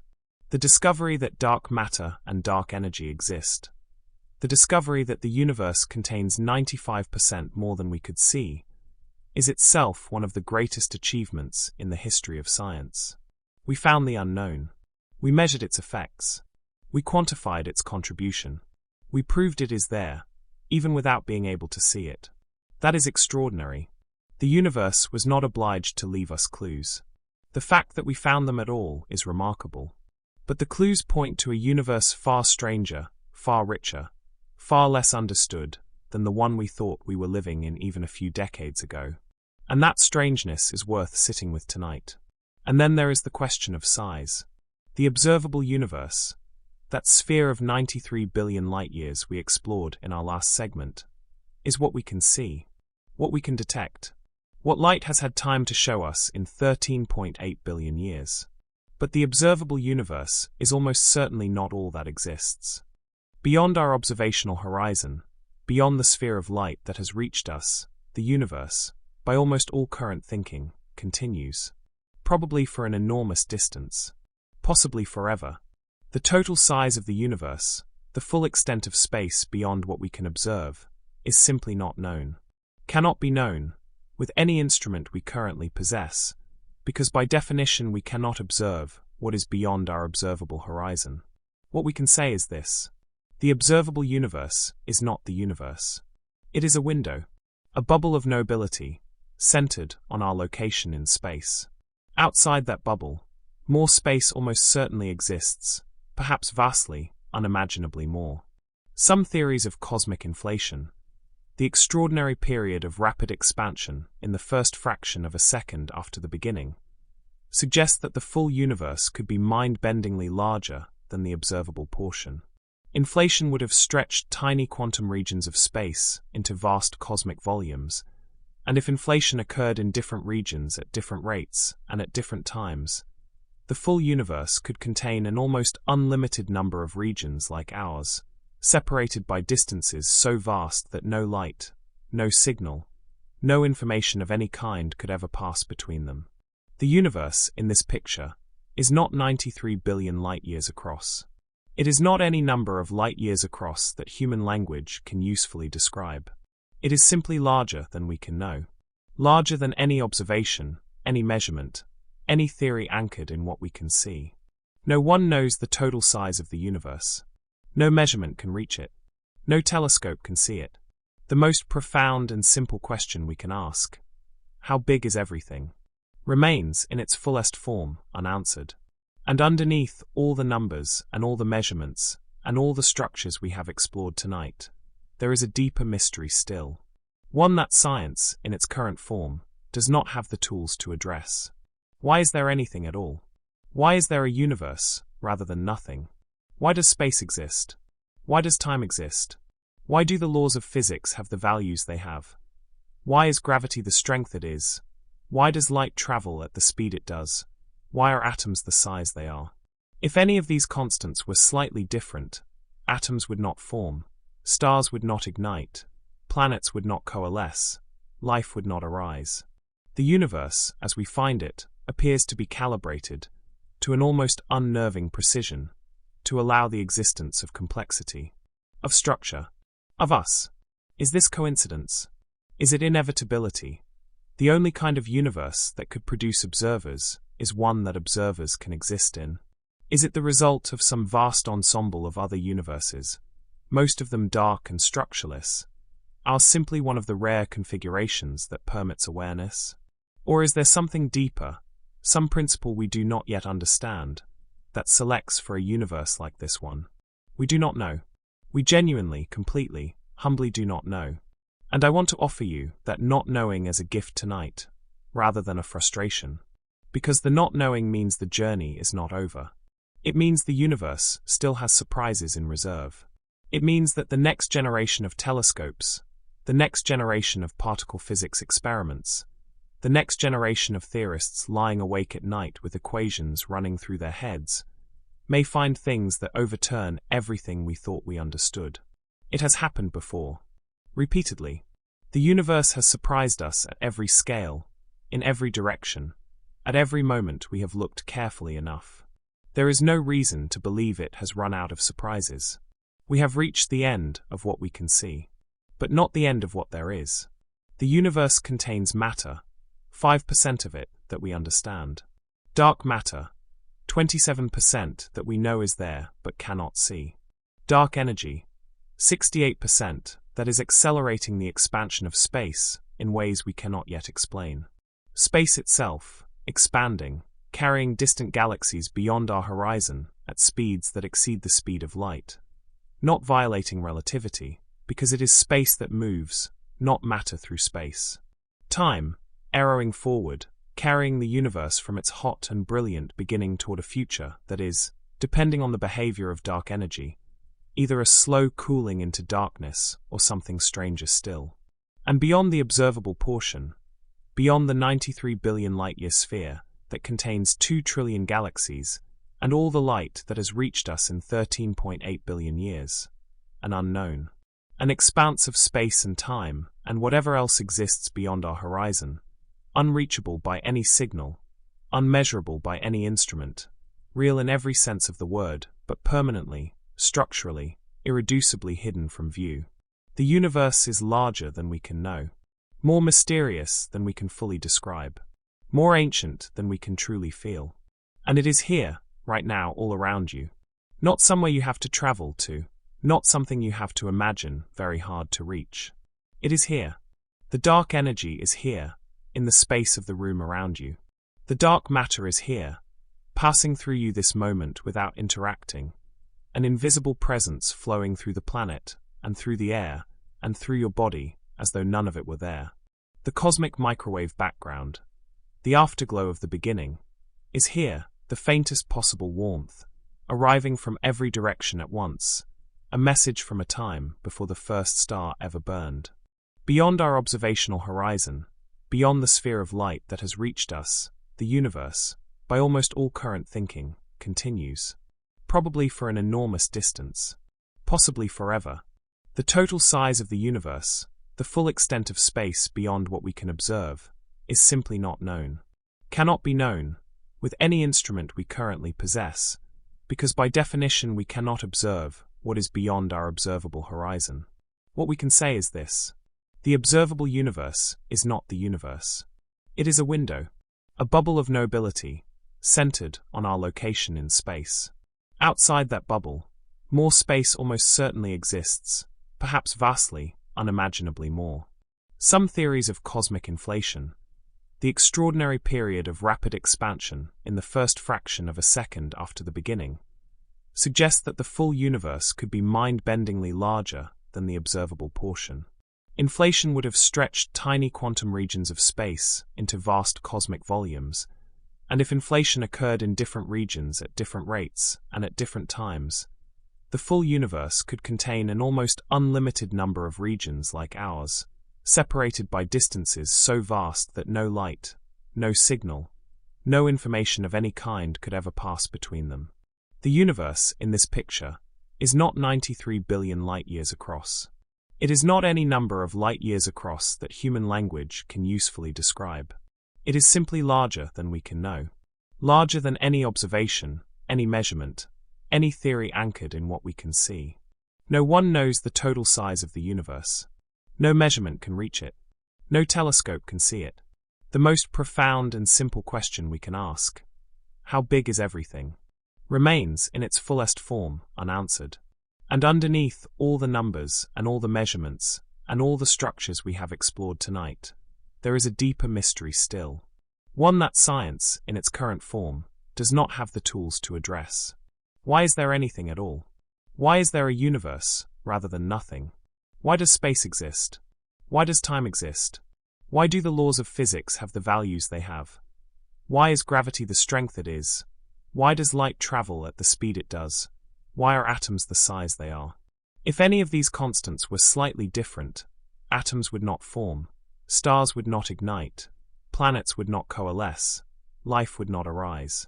The universe, as we find it, appears to be calibrated, to an almost unnerving precision, to allow the existence of complexity, of structure, of us.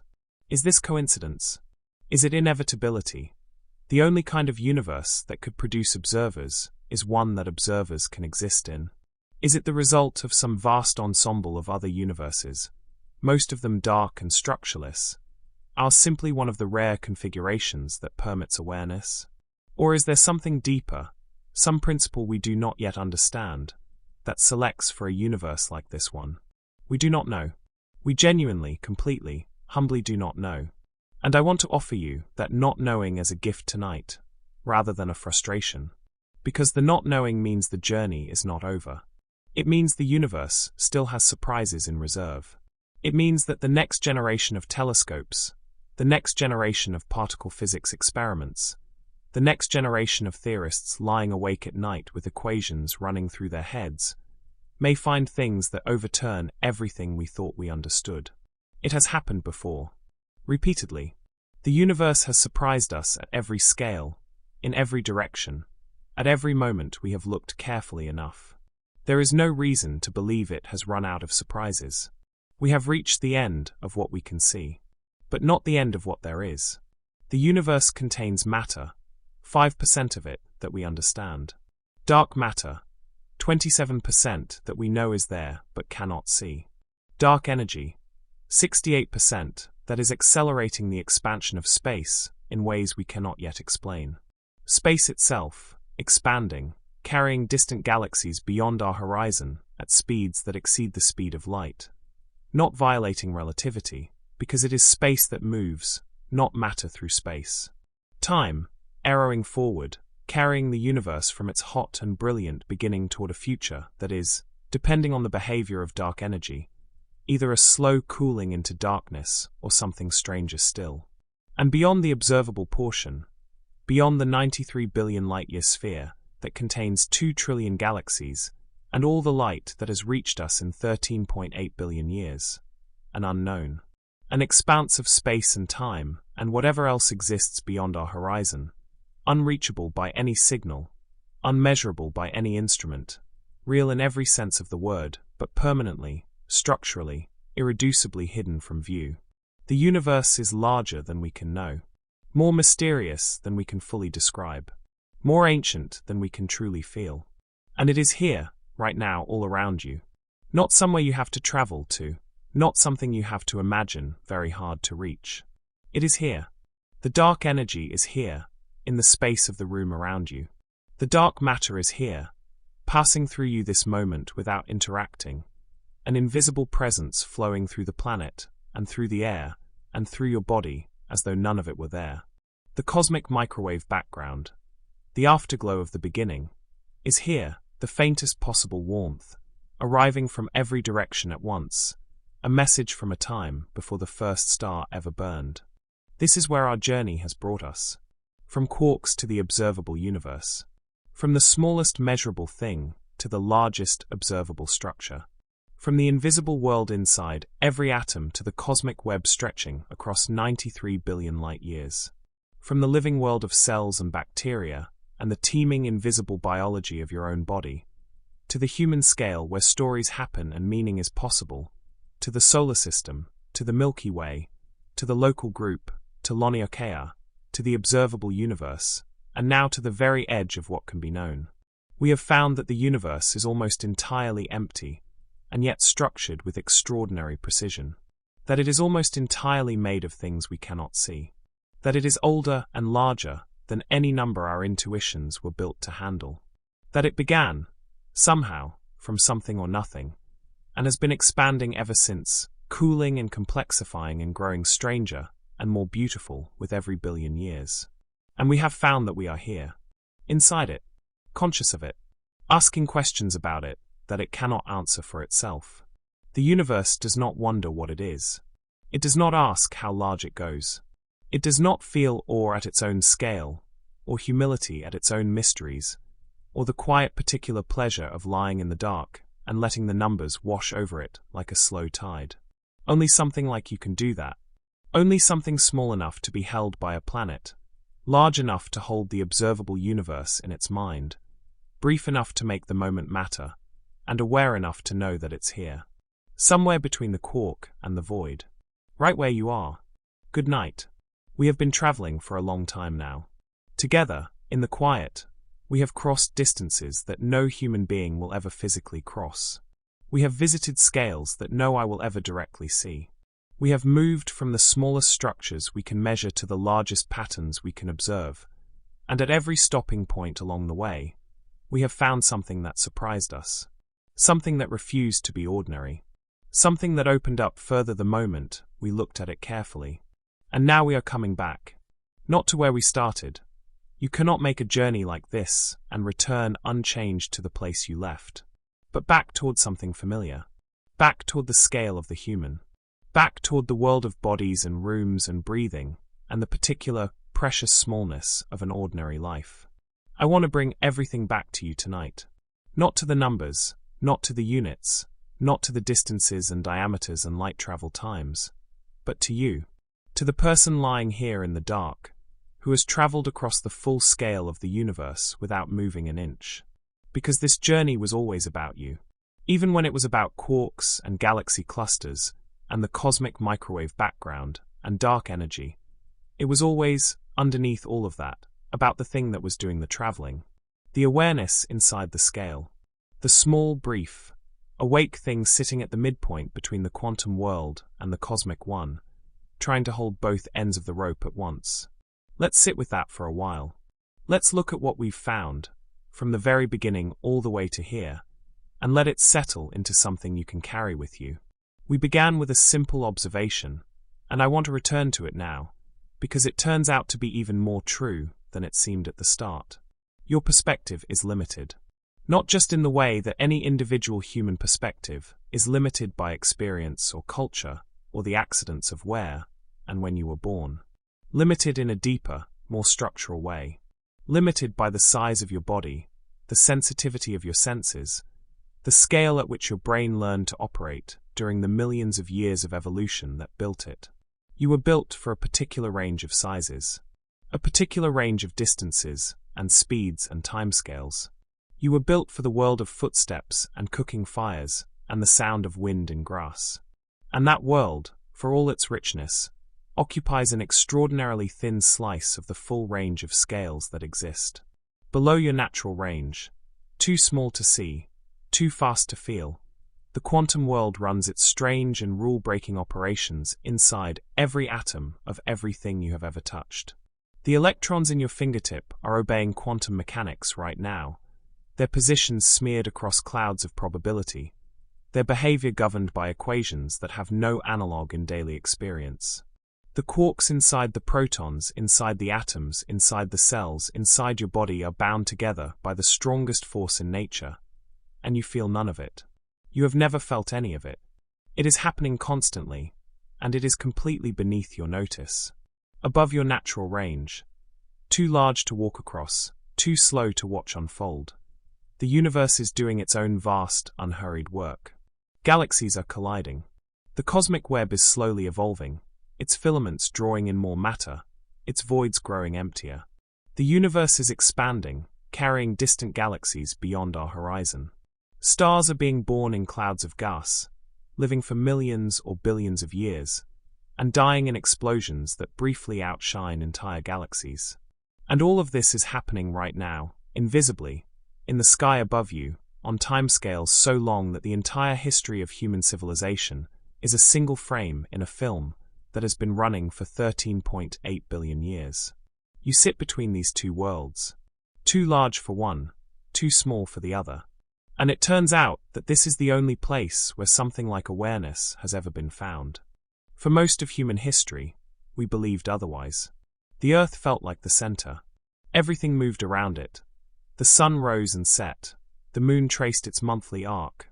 The stars wheeled overhead. The body's senses reported a stationary Earth at the middle of a moving sky. And because the body's senses were the only instruments available, the senses were believed. Then we measured. And measuring changed everything. We found that the Earth orbits the sun.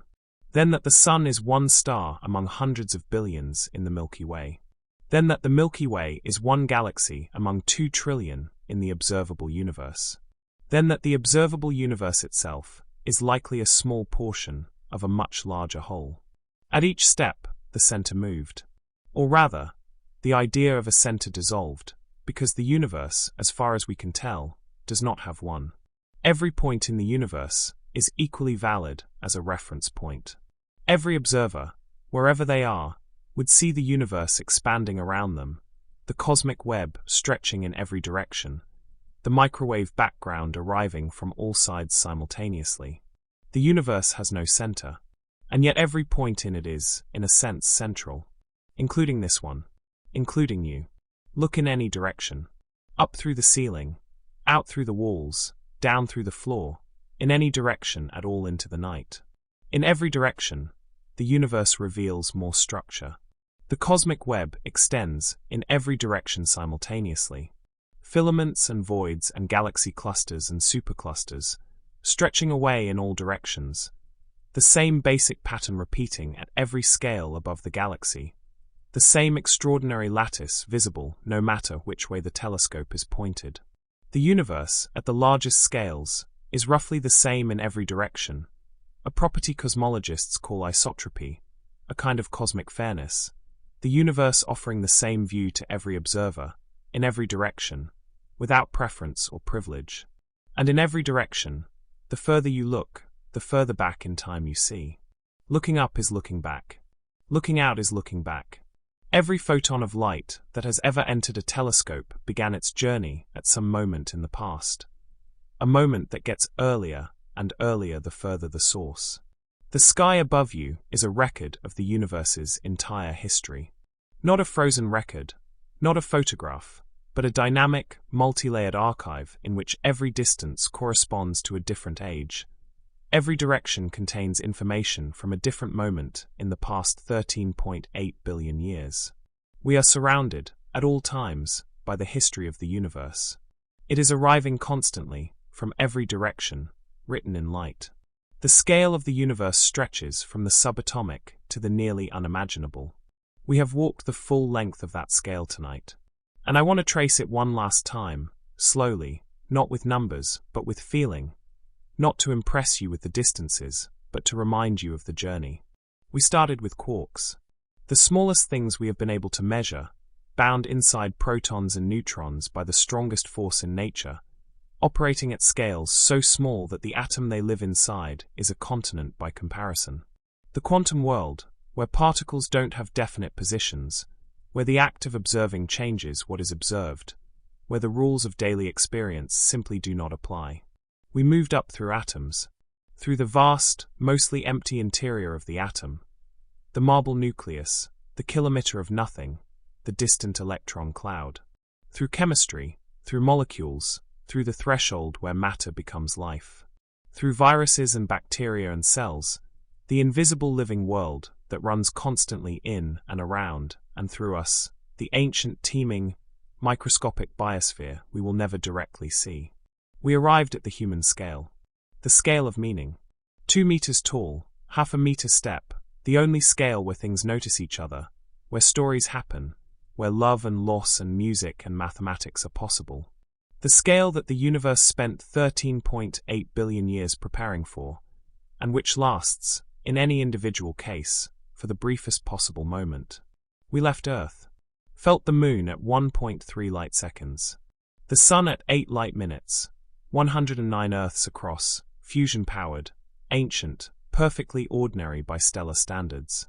The solar system in its full extent, astronomical units, then light hours, then light years, all the way to the Oort cloud 2 light years out, the whole system tiny compared to the galaxy it lives in. We entered the Milky Way. 100,000 light-years across, hundreds of billions of stars, a barred spiral turning slowly in the dark, one of 2 trillion galaxies in the observable universe. We visited the local group, the Virgo supercluster Laniakea. We saw the cosmic web, the largest pattern of structure in the universe, filaments and voids and nodes stretching in every direction, the architecture of everything. We reached the observable universe. 93 billion light-years across, 13.8 billion years old, limited by the speed of light, expanded by the stretching of space, filled with 2 trillion galaxies and the faint microwave afterglow of its own beginning. And then we stood at the edge of the known and looked out at the unknown, dark matter and dark energy, and the full extent of a universe that may be unimaginably larger than what we can see. And we found that mystery, rather than being the end of the journey, was simply the next country. The one that waits beyond the horizon of the observable. The one that future minds, with future instruments, will begin to explore in ways we cannot yet imagine. Science connects the smallest and largest known scales. This is the sentence I want to end on almost. Because it is the thing that makes all of the rest of it possible. Not the telescopes alone, not the microscopes alone, not any individual instrument or discovery or equation, but the project of science itself. The decision, made and remade by human beings across centuries and cultures, to look carefully, to measure honestly, to follow the evidence wherever it goes, and to be willing to be wrong. The microscope showed us the cell, the bacterium, the virus. The telescope showed us the planets, the stars, the galaxies. The particle accelerator showed us the proton, the neutron, the quark. The mathematical imagination showed us space-time, and quantum mechanics, and the expanding universe. The patient accumulation of observation and theory and experiment and revision, the slow, collaborative, multi-generational enterprise of trying to understand what everything is, gave us the picture we have been exploring tonight. And the picture is not finished. It is not a completed portrait, final and framed and ready to hang on the wall. It is a work in progress, still being painted, with major sections still blank, with colors that don't quite agree at the edges, with questions written in the margins that nobody has answered yet. Dark matter, dark energy, the total size of the universe, the nature of time, the reason there is something rather than nothing. The picture is not finished. And that is the most exciting thing about it. Here is what I want to leave you with. You are made of atoms forged in the hearts of stars that lived and died before the sun existed. The carbon in your body was made in a red giant. The iron in your blood was made in a supernova. The oxygen you are breathing right now was released into the universe billions of years ago and has been cycling through geological and biological systems ever since. And tonight it is passing through you, through the extraordinary machinery of your lungs and blood and cells, before returning to the air to begin its next journey. You are not separate from the universe. You are made of it. You are a temporary, extraordinarily complex arrangement of the universe's oldest material, organized by 4 billion years of evolution into something that can look back at the universe and recognize it, that can feel awe at its scale, that can follow a number all the way from a quark to a supercluster and feel something true at the end of it. The universe is approximately 13.8 billion years old. Life on Earth has existed for about 3.8 billion of those years. Complex multicellular life for about 600 million.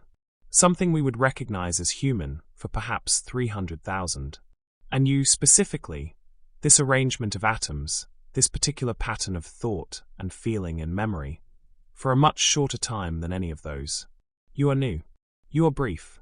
You are made of ancient things arranged in a way that has never existed before and will never exist again in quite this form. And you are awake, right now, at this particular moment in the history of a 13.8 billion-year-old universe, in this particular location in the Orion arm of the Milky Way, on this particular pale blue dot orbiting an ordinary star, lying in the dark and thinking about how large everything is. That is not a small thing. That may be, in fact, the largest thing of all. The observable universe has a finite boundary, set by the speed of light, defined by the age of the universe, a horizon we can observe, but not cross. And the universe continues to expand, carrying distant galaxies further beyond that horizon every moment, the observable sphere growing, the total universe growing faster still. The boundary will always be there. The unknown will always be larger than the known. The questions will always outnumber the answers. The scale of everything will always exceed the reach of any mind trying to grasp it. And yet here we are, reaching anyway, building bigger telescopes, designing more sensitive detectors, writing equations that describe things no instrument can yet measure, teaching the next generation to look up and feel what we felt when we first understood how large the sky really was. The journey doesn't end. It doesn't end when this script ends, or when you fall asleep tonight, or when any particular scientist completes any particular experiment. It is ongoing, continuous. The universe is still out there, doing what it does, expanding, evolving, cooling, structuring itself into forms of beauty and complexity we haven't seen yet. And somewhere, in some observatory or university or bedroom, someone is looking at it right now, trying to understand. Maybe that person is you one day. Maybe it always has been. From the quark to the observable universe. From the femtometer to the light year. From the invisible machinery of your own cells to the cosmic web stretching 93 billion light years in every direction. From the quantum to the cosmic. From the atom to the void. You have traveled the full scale of everything tonight. You have held in your mind the largest and the smallest things known to exist. You have sat with the known and looked honestly at the unknown. You have been, for a few quiet hours, a conscious thing in a mostly unconscious universe, aware of its own scale, humbled by its own smallness, expanded by the enormity of everything around it. The universe does not know you are here. The cosmic web does not register your existence. The Milky Way will continue its slow rotation without any awareness of the small, warm, breathing thing somewhere in its Orion arm that spent a night thinking about its size. But you know you are here. You know your full address. The whole of it. And knowing it, you can sleep. The universe is very large and very old and very patient. It has been here for 13.8 billion years. It will be here when you wake. The stars are still burning. The galaxies are still turning. The cosmic web is still weaving its ancient pattern in the dark. The microwave background is still arriving from every direction. The universe's oldest message, still delivering itself after 13.8 billion years of travel. Everything is as it should be. You are exactly where you are supposed to be. Small enough to be held by a planet. Large enough to hold the universe in your mind. Good night.